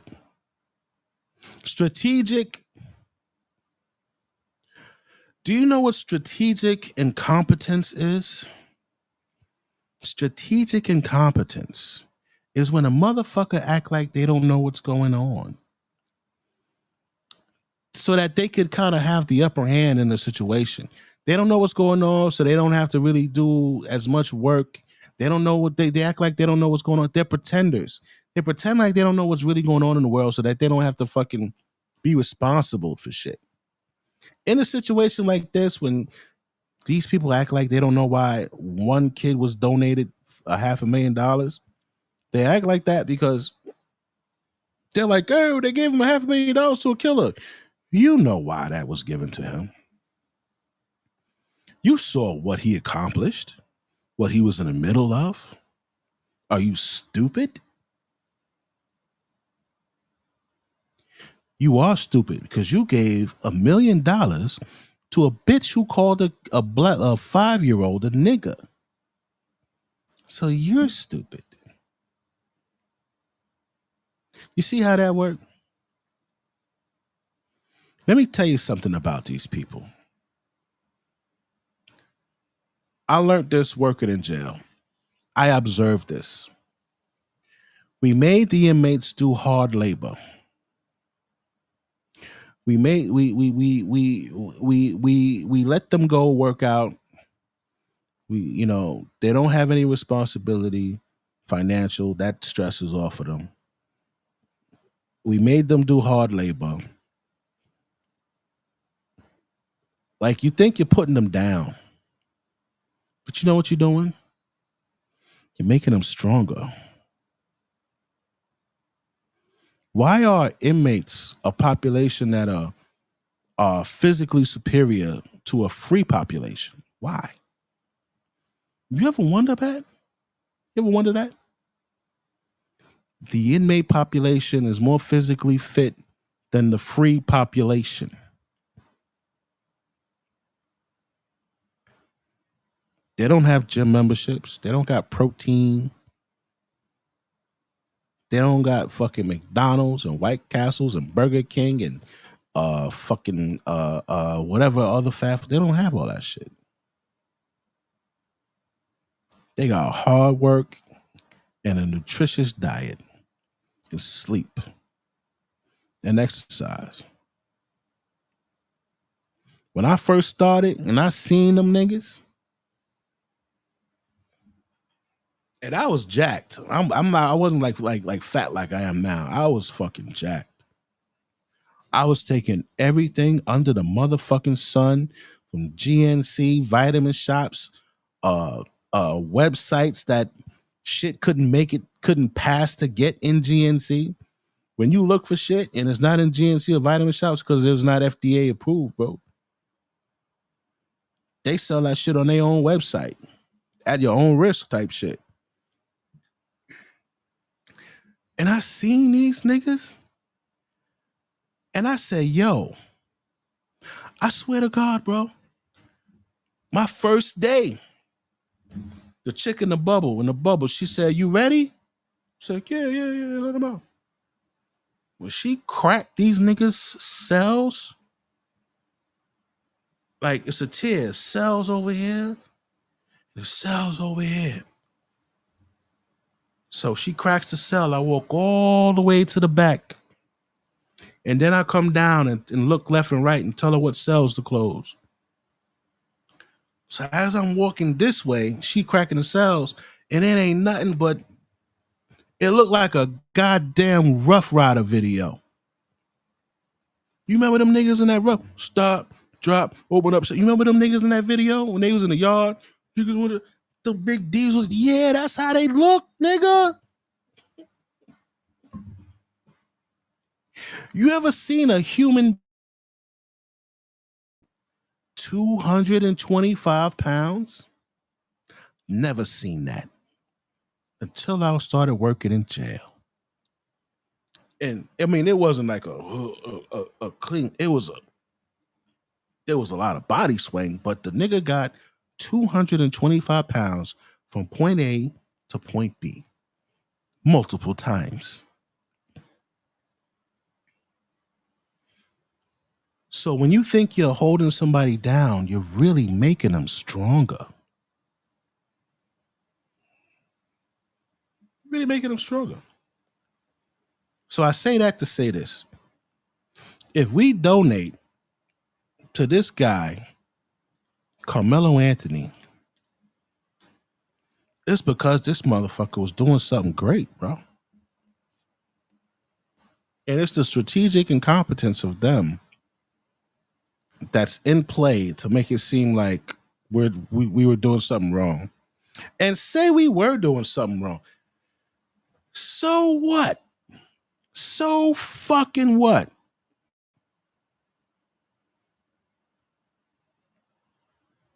Now, one thing I will say about Metcalf Sr.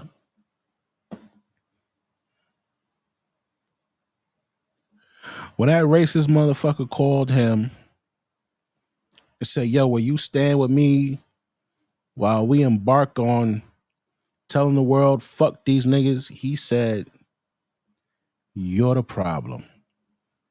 Take my son's picture off your fucking website and don't ever call me again. That surprised me.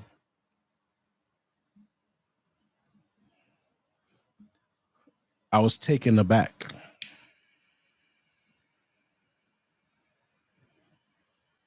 I wasn't expecting that. But when I seen him pull up to that press conference,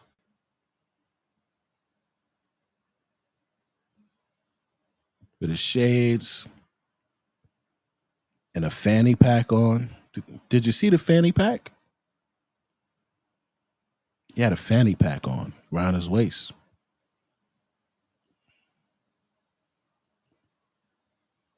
I still believe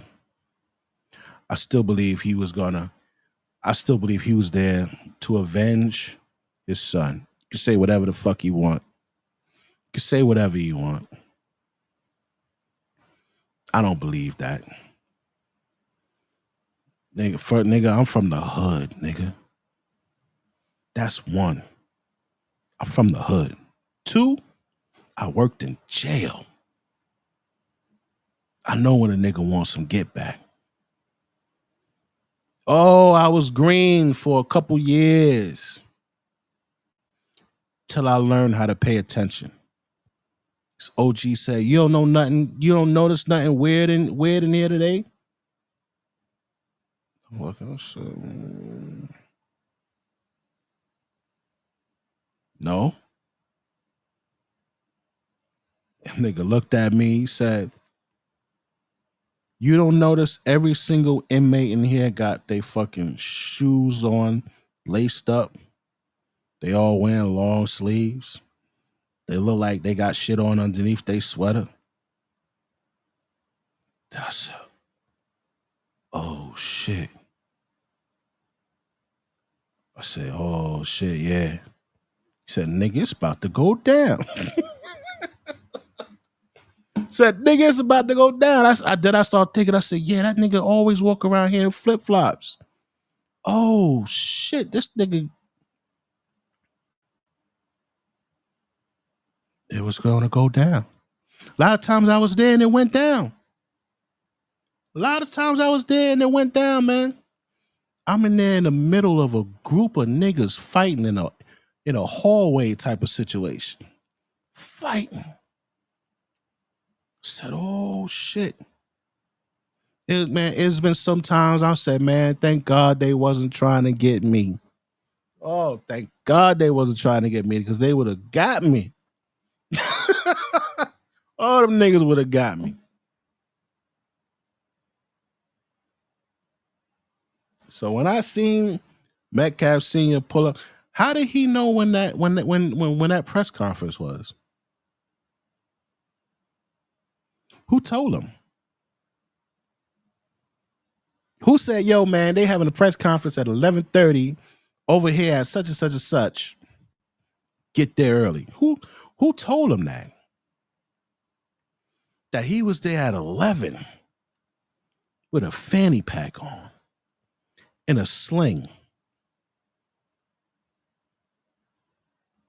I remember a lot of inmates used to want to get a cane. What the fuck you want a cane for, nigga? You fine. Nah, this cane helped me out a lot. Got a cane. One, it throws your opponent off. Your opponent thinks you weak. He won't factor you in as a threat because you got a cane. Because you got a cane. So when Metcalf pulled up with a cane, with his arm in a sling, made him look weak. Made him look like he not a threat.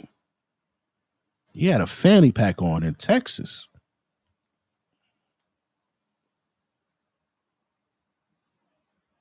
Can't tell me that nigga wasn't there waiting to see that boy that killed his son.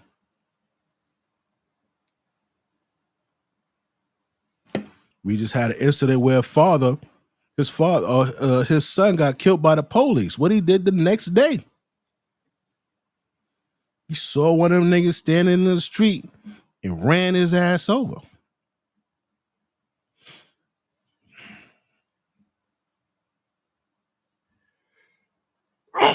Excuse me.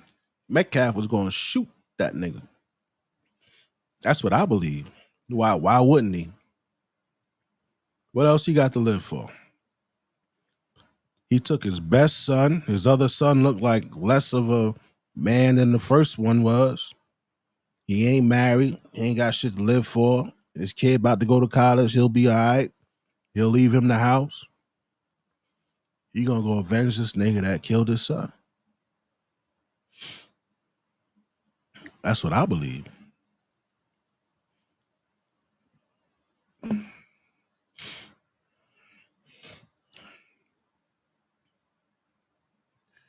So look at this lady right here on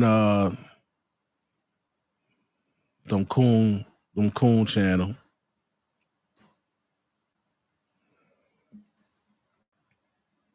Right. It's because you got exactly what you said you wanted, which isn't actually what you wanted. Right. So all these women who give advice about how to get men and whatever, a lot of it is just totally misleading. Yeah. And what I've noticed is a lot of older feminists won't tell the younger feminists the truth. Right. Because misery loves company. They made these decisions.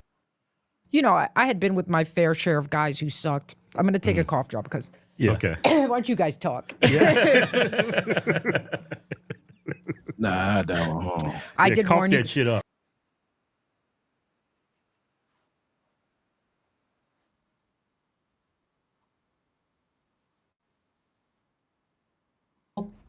Don't give a about the N-word anymore. This white woman is in trouble for calling a black child the N-word. People don't really give a about her calling the black child the N-word one way or another. What they give a about is the Somali pirate who recorded her and thought. I'm show you guys. Here we go. So here we're gonna watch this real quick. You call him the child? Did you call the child the word? It is my own business. You call him Okay, why don't you have the balls to say it right now again? Okay. You know, that's a hate speech. And you can be recorded for that. I don't give a shit. Okay, we'll see about that, what the internet has to say about you. What the internet has to say about you, that's his whole point. Seeing is believing.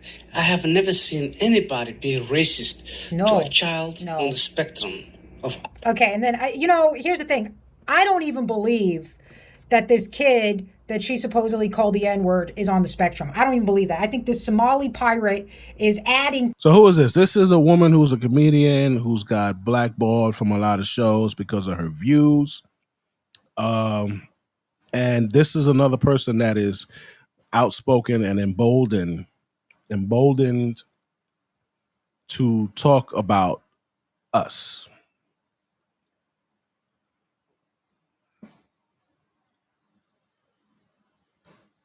Things because he wants this whole thing to be extra. Now, here's the thing, right?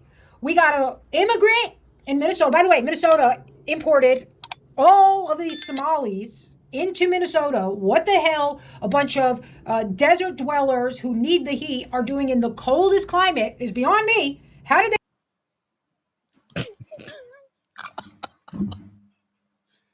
Yeah. Yo. She called that nigga a desert dweller.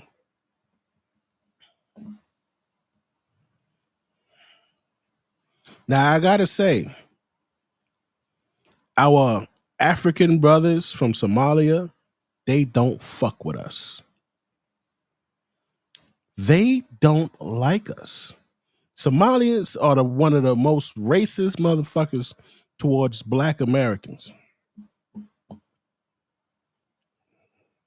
They are. They get there. They certainly didn't figure out how to get there on their own. The Somali refugee shows up in Minnesota and suddenly he knows all about our laws here. Hate speech. I'm going to record you. Let's see what the internet has to say about that. I've never in my life seen racism towards a little child. You're a Somali, dude. Somali, look, you guys say whatever you want, but I know for a fact Middle Easterners and Egyptians and Somalis are all super racist against blacks, okay? There's a whole scale of racism. The darker you get, the more racism you get, even from somebody else who's brown, because they're just happy to be a little less brown than you. So he's full of shit. Now, let's get more into it, because what you don't realize is this little has a record. So here's the guy that filmed him is this guy on the right, Sharmak Bile Omar. And what do you know? He was in jail after being charged with 3rd and 5th degree criminal sexual conduct after being accused of raping a 16-year-old after offering her a place to stay. Let's see what else they say. They may receive a joint trial, and they're being charged in the 3rd degree. So, Mr. You are being racist toward a child, and this is literally the worst thing you can do. Turns out to be a child. You can't even make this shit up, folks. You can't even make it up, okay? But this is what happens now with these people. These highly immoral people want to tell you about the words you can and can't say because they've learned. They've learned from the communist color revolution that the highest sin is racism.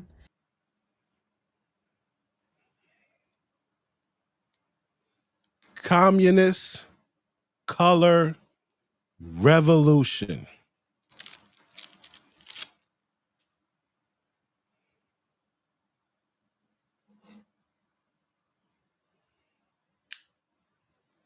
So what do you think they think of what do you think they think of Myron? Called him a sand dweller. They call that dude a sand dweller. What do you think they think of Myron?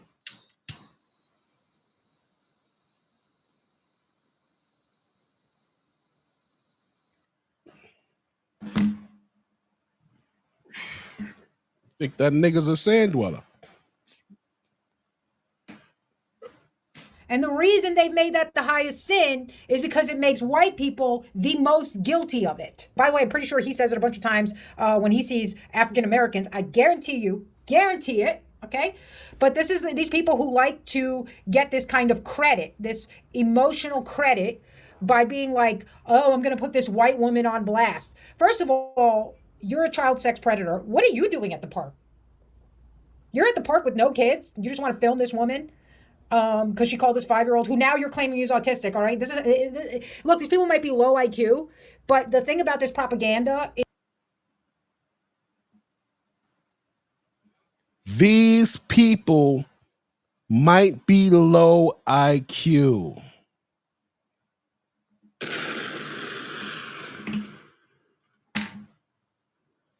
That's why I make it my personal business to know what I'm talking about when I'm talking this shit. Because the last thing you can call me is low IQ. When I represent you, when I represent who am I representing? When if I go on a panel and I'm representing narratives and dialogues, I'm representing who else? Sandra Jean. I'm representing Comptonography. When I'm up there representing you guys, I'm going to make sure I know what the fuck I'm talking about. Who else? I'm going to make sure I know what I'm talking about. So I don't embarrass you. I got to be the best that I can fucking be and know what I need to know when I'm talking to these people.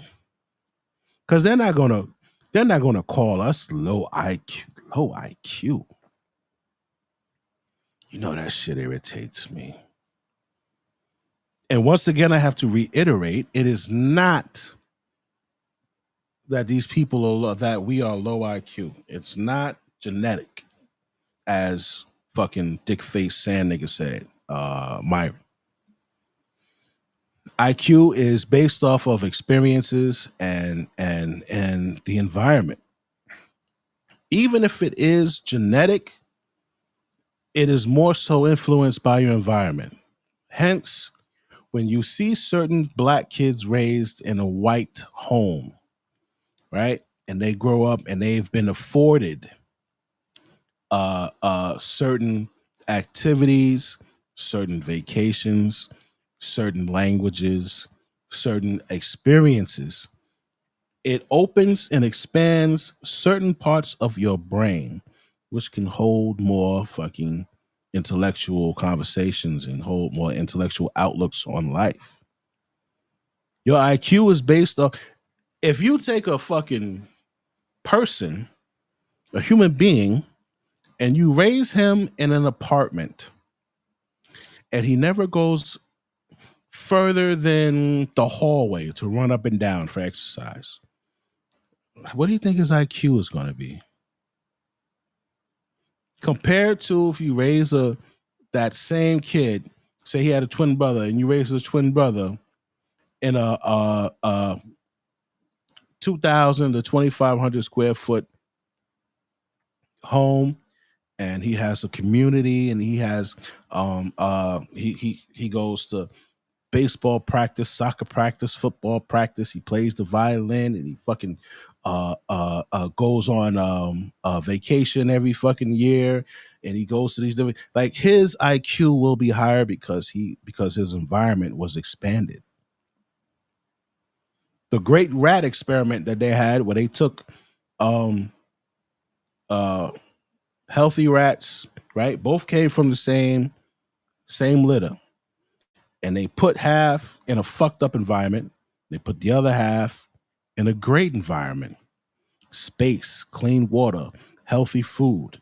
6 months, they put them both in a maze, right? The rat who was in a fucked up environment with the dirty water and the fucked up food and was crowded could not find his way out of the maze. The rat that was in the healthy environment got out of the maze. So he wasn't done with that experiment. He switched the rats for 6 months.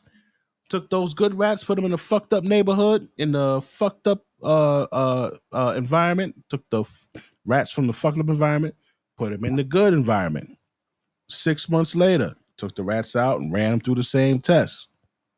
The rats that were once in the good environment that made it through, when they went through from being in that bad environment for 6 months, they couldn't get out of the maze. The rats that were in the fucked up environment that were then placed into the good environment, they were now able to make it out of the maze. So don't listen to these motherfuckers. Because their ideology, the things that they fucking tell you is based off of hate.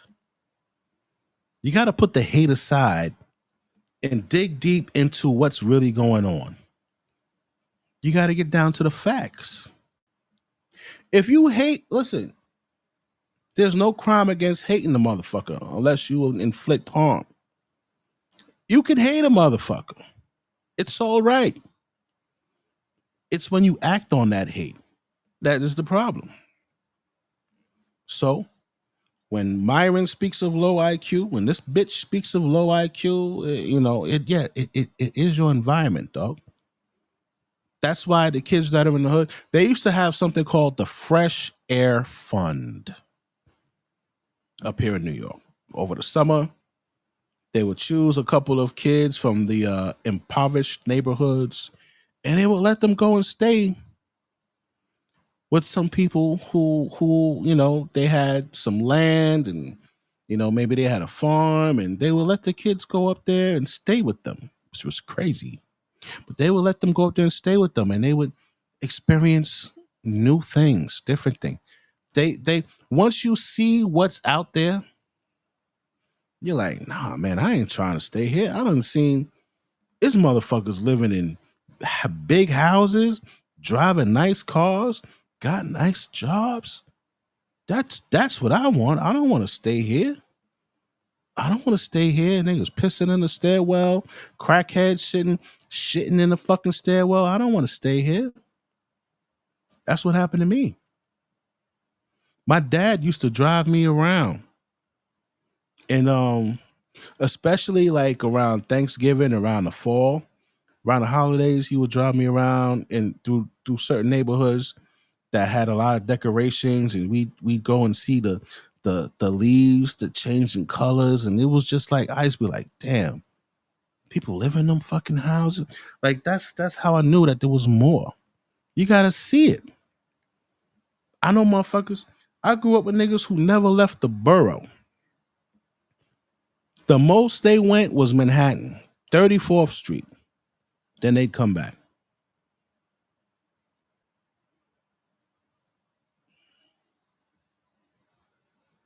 Your IQ improves with your experiences and your environment. Not just reading. Not just regular fucking social studies and science and earth science and shit like that. No. We need to take that kid and show him some shit. You need to show him or her a better life. That's why like when I talk to my kids, I constantly challenge them on their environment, and I've constantly beat in their fucking head how imperative it is for you to learn a skill. I don't care if you're 12. You need, by the time you're 18, 20, you need to know how to feed yourself for the next 60 years. 60 years, you'll be 80. How are you going to feed yourself for the next 60 years? Well, they say this, and this will be obsolete. They say this, and this will be the most profitable. AI, health, the health field, and the law. Unless you're a fucking singer or a fucking basketball, football player or some shit. And that don't even look at Shador.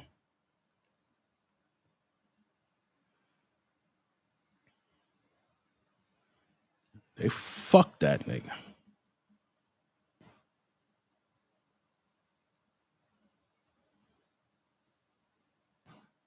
They put that nigga on the worst team in the NFL, and they got to cut a quarterback. And he the last one on. He's a 5th string quarterback. Think they got one nigga injured.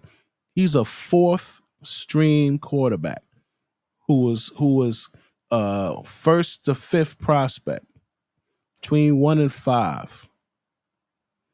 Between 1 and 5, and he got picked 144th to the worst team who got to cut a quarterback.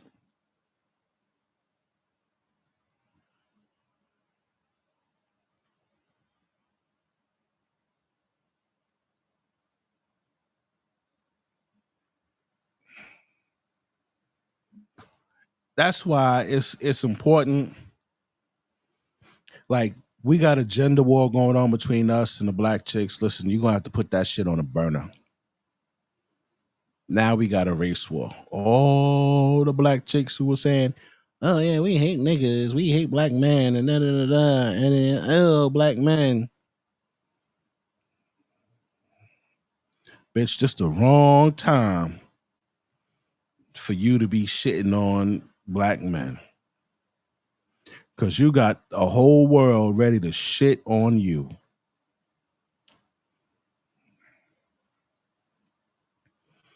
Trump done came in and cut this and cut that and stop this and stop that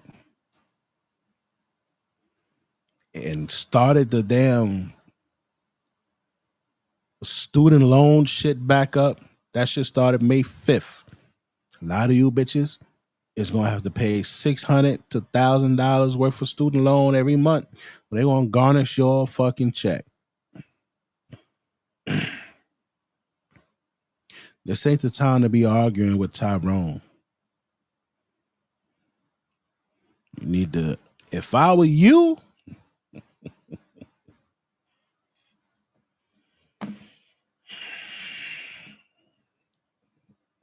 but y'all grown.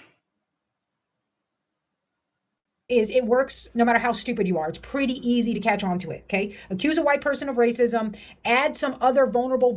Yo, this bitch is crazy. It's pretty easy to catch on to it. But the thing about this propaganda is it works no matter how...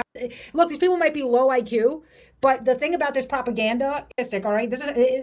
Look, these people might be low IQ, but the thing about this propaganda... is it works no matter how stupid you are. It's pretty easy to catch on to it, okay? Accuse a white person of racism, add some other vulnerable victim qualities on the other person. Oh, they're gay or something, right? This is a hate crime. And, you know, and then just film it and be like, oh, the internet's going to really like you, okay? And if you want to know how black people are taking this, let's go ahead and take a look. Credit to, yep, let's give him credit. Let's make sure we give him credit. Let's put this guy on blast. Tizzy is on it. Yeah, this fat... child and his siblings boomer bitch and play together. The kid she's going after has autism. How do you know that? Behave in a neurotypical way. No, here we go. Here we go. Here we go. Oh, you're gonna use all the freaking language. Oh, it doesn't behave in a... Shout out to J Lord.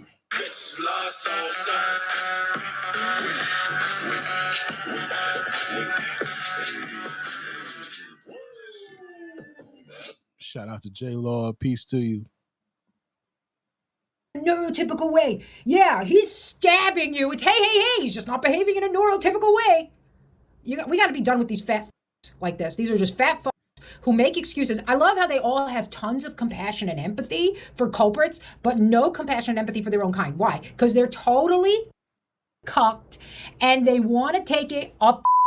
This guy's he's a Can you imagine if this was your dad and you're getting assaulted by some black teens and he'd be like, hey, don't be racist. Justify her calling. So this is the word that they use to shame other white people who don't co-sign their racist ideology. Oh, you're cucked. You know, we have there's been quite a few in history, white people who have stood with black people. Before civil rights, during civil rights, after civil rights, when we went through the our Black Panther era, we had what they called by Huey P. Newton and Fred Hampton the Rainbow Coalition. What was the Rainbow Coalition? It was all poor motherfuckers, poor whites, poor blacks, and poor Hispanics. So they all got together. He said, yo, listen, I know we don't fuck with each other, but come over here. We got to talk. Having a meeting about these cops fucking us up because we're in this poor neighborhood. If you don't like how you're being treated, come here on this fucking date and time. And they showed up. They showed up. And they formed the Rainbow Coalition. You know what took out the Rainbow Coalition? COINTELPRO, counterintelligence program. What this COINTELPRO did was they infiltrated these forming agencies. The Black Power movement, Latin movement, all of these movements. And they were tasked with discrediting, defamation, all kind of shit just to break that shit up. And they succeeded. There's a dude, two dudes. One who infiltrated the Black Panther Party. They made a movie. They called him Judas, something Judas. He infiltrated the Black Panther. There was another motherfucker who infiltrated some shit out in Compton. There was in Compton. It was the Book, a book club, book house. It was some kind of like place where they would go and they would read and they would do plays, but they were really strengthening the black culture and shit. He infiltrated that shit. He burnt it down. Right? And it's just crazy. They send people. Remember, I said they don't want no movement stronger than them. The same way you have a gang, same way we had Nipsey Hussle with the Rolling 60s. There's nobody bigger than the set. They killed Nipsey. It's the same thing with the government. Ain't nobody bigger than the government, bro. That's why they infiltrated the KKK. If they didn't care, they would not have infiltrated the KKK. They infiltrated the KKK because they were loose cannons. Right? Their ideologies, as fucked up as it was toward blacks, gays, Jews, it went against their ideology. They actually would not have stood for a lot of shit that the US was doing. So they had to infiltrate them. You can't get any bigger than them. They want to know what's going on, who's doing what, and they want to be in charge of it and control and okay what they want to okay. Him slurs and pursuing him physically, which is what she said she was doing before this guy intervened. He said after he stopped recording, she sat down, hurled more slurs, told him and his wife that they should leave the country, and then... Based, 100% right. This Somali child should leave the country. Did you know that he was a child? Didn't matter because he's Somali. Well, country's so great. We're so loving. Let's bring in all the people. We hate our own kind. Because you're cucked, okay? Because you don't have any courage. You know you're losing. You know the enemy wants you dead. And you're doing the thing that losers and... Who's the enemy? Who's the enemy? You know the enemy wants you dead. Who wants this guy dead, bro? What the fuck are you talking about? Who's the enemy? Motherfucker that look like me? We the enemy? You know, she talks about low IQ. Do you know racism? Bigotry is the sign of a low IQ. The fact that you can't put aside your hate for a person based off of the color of their skin is a sign of a low IQ.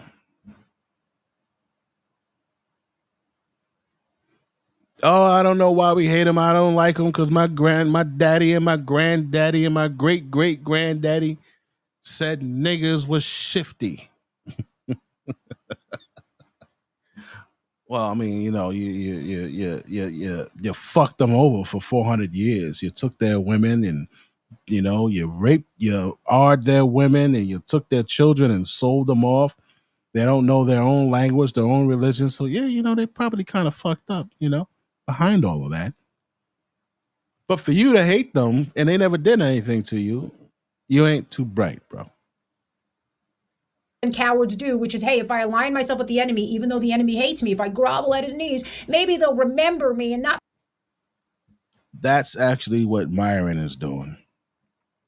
Listen to that. I align myself with the enemy, even though the enemy hates me. If I grovel at his knees, maybe they'll remember me and not put me and my wife in the camps. Because if this would have happened, maybe they won't put me and my wives in camps. Are you all right? There's no way black people will put you in camps.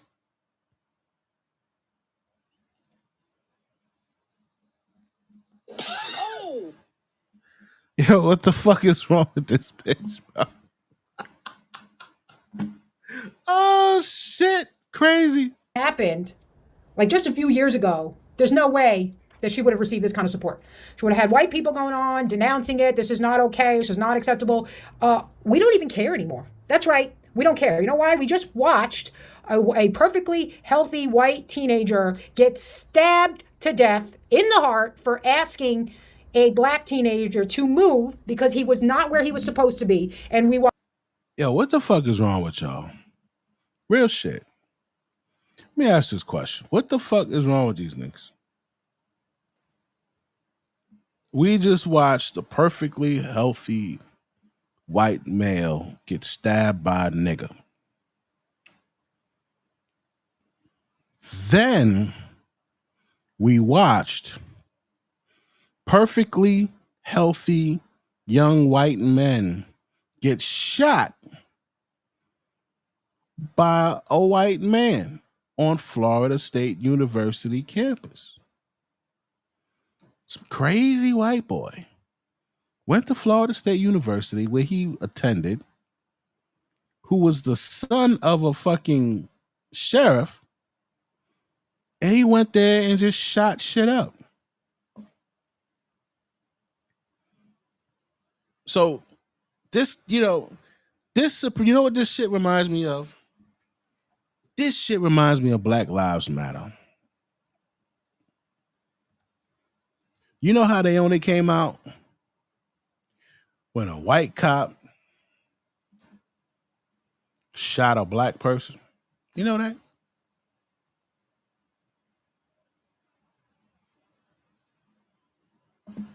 So now the fact that she just said there was a perfectly good white young man who got fucking shot, who was stabbed in the chest by a black kid, you know, this is fucked up.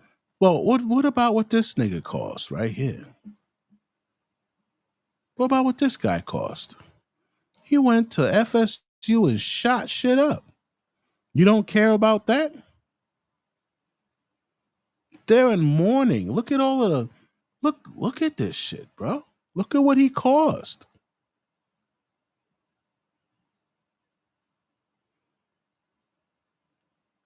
This is what he did. And this is what he what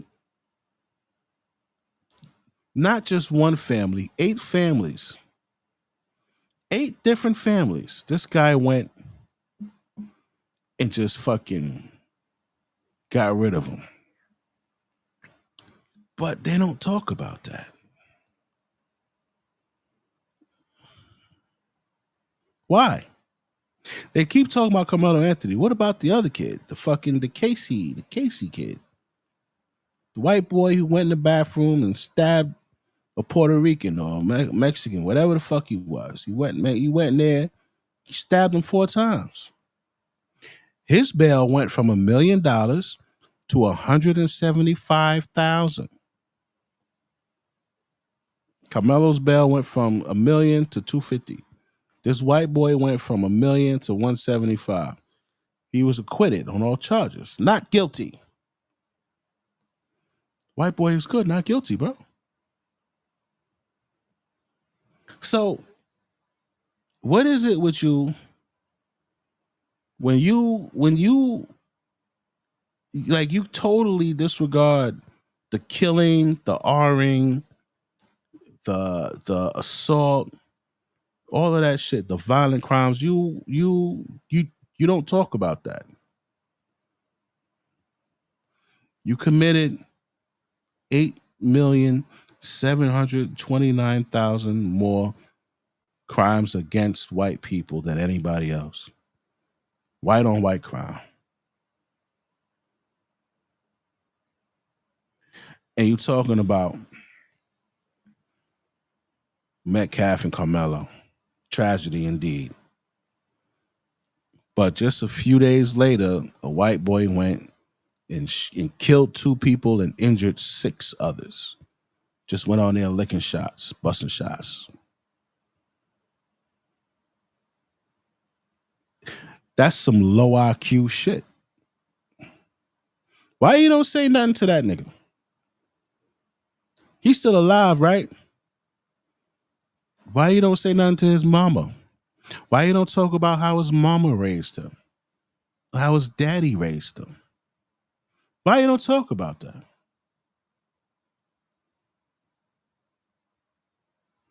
Can anybody tell us in this chat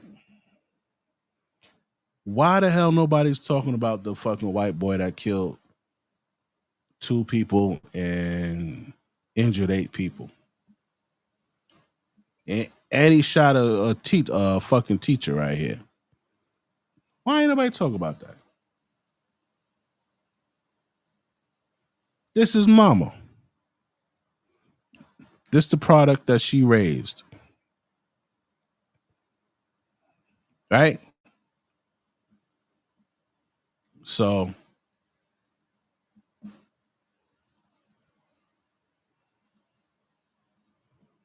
she don't care about that. Where that lady at? Where that lady at?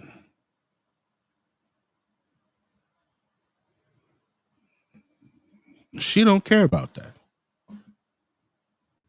Watch the whole black community rally around a murderer, championing on his actions, indicating what it is they actually desire from us. So we're done. We're done. We don't give a fuck if you're 5 and you're autistic. We don't care if you're 13 and you're autistic. We don't care if you're 35 and you're autistic. We're done being called racist. Okay? It's not like she went, look, I'm not a big fan of slurs in general. I don't think they really help our case. But I'm also, even worse than that, I'm not a fan of a bunch of immigrants coming here and telling me I can't say slurs. Go back to your fucking shitty country where you don't even have running water. Why don't you worry about slurs there? The problem is it's so fucking hypocritical. Because you know for a fact that these guys, here's the thing, they're trying to appeal to these higher morals and higher ways of behaving. But they don't even respect the most child. So when they can't even respect what is considered just universal and norm and a foundation. I will say, what was that motherfucker doing at a kid playground? And he's a raper.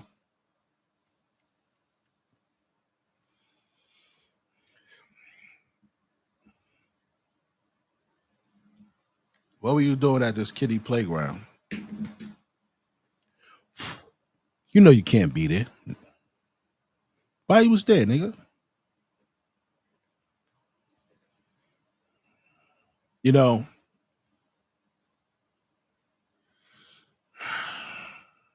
this world is fucked up, bro.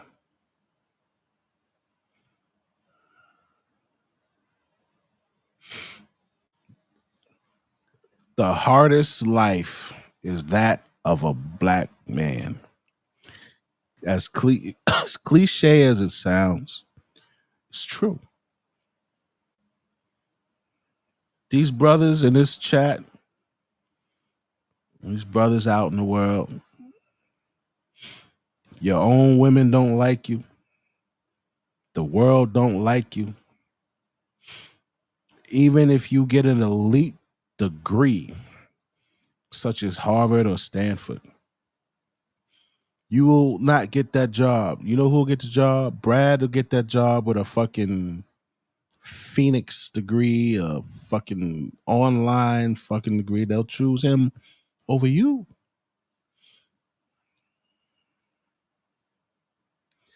Back in the day, we at least had our chick. If anything else, out of everything else that was going wrong,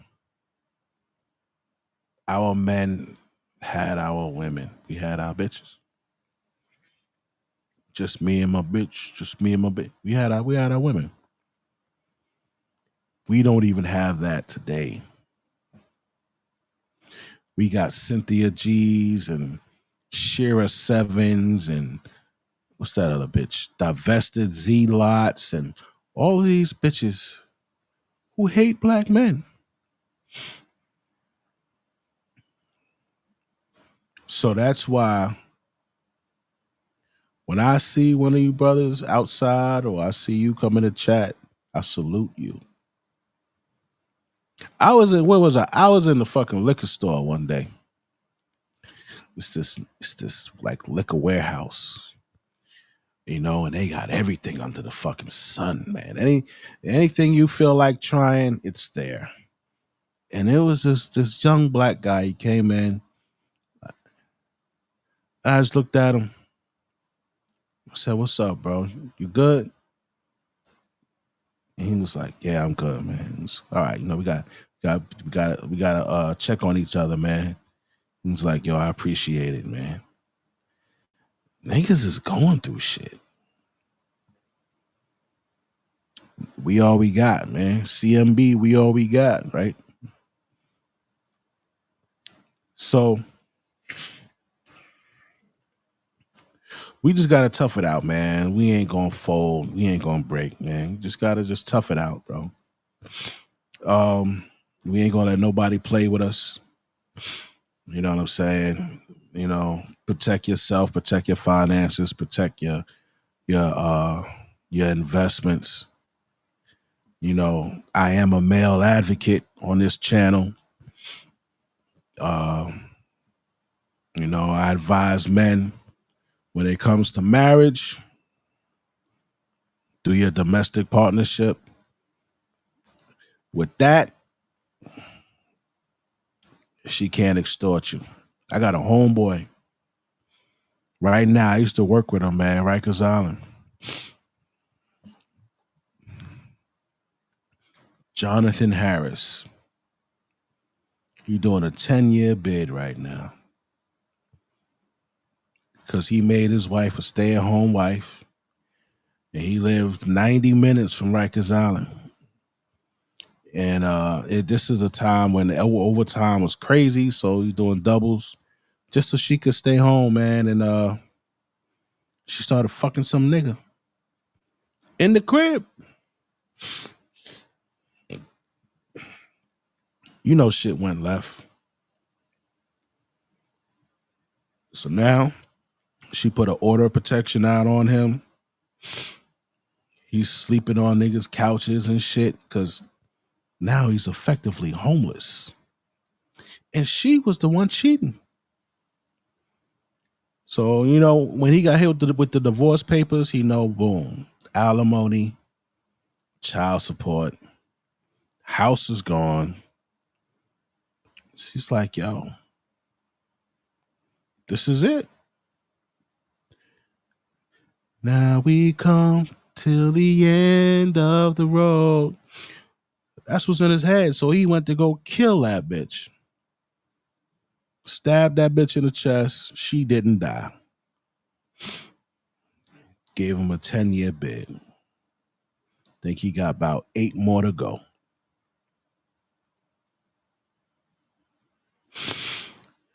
You know,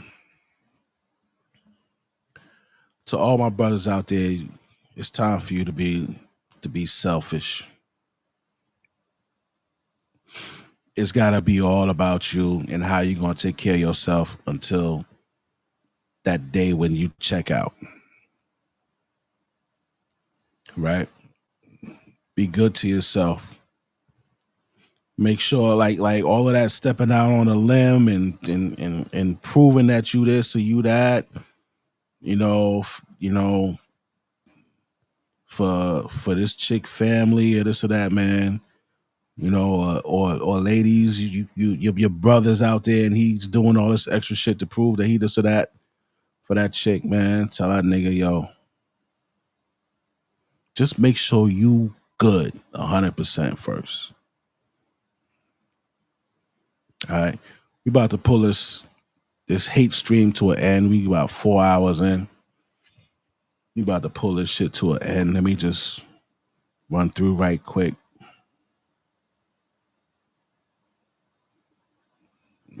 Yeah, that's about it. All right, I'm gonna holler at y'all on the next one tomorrow. We going we gonna go at it again and see what's going on again. All right. Don't forget the stats.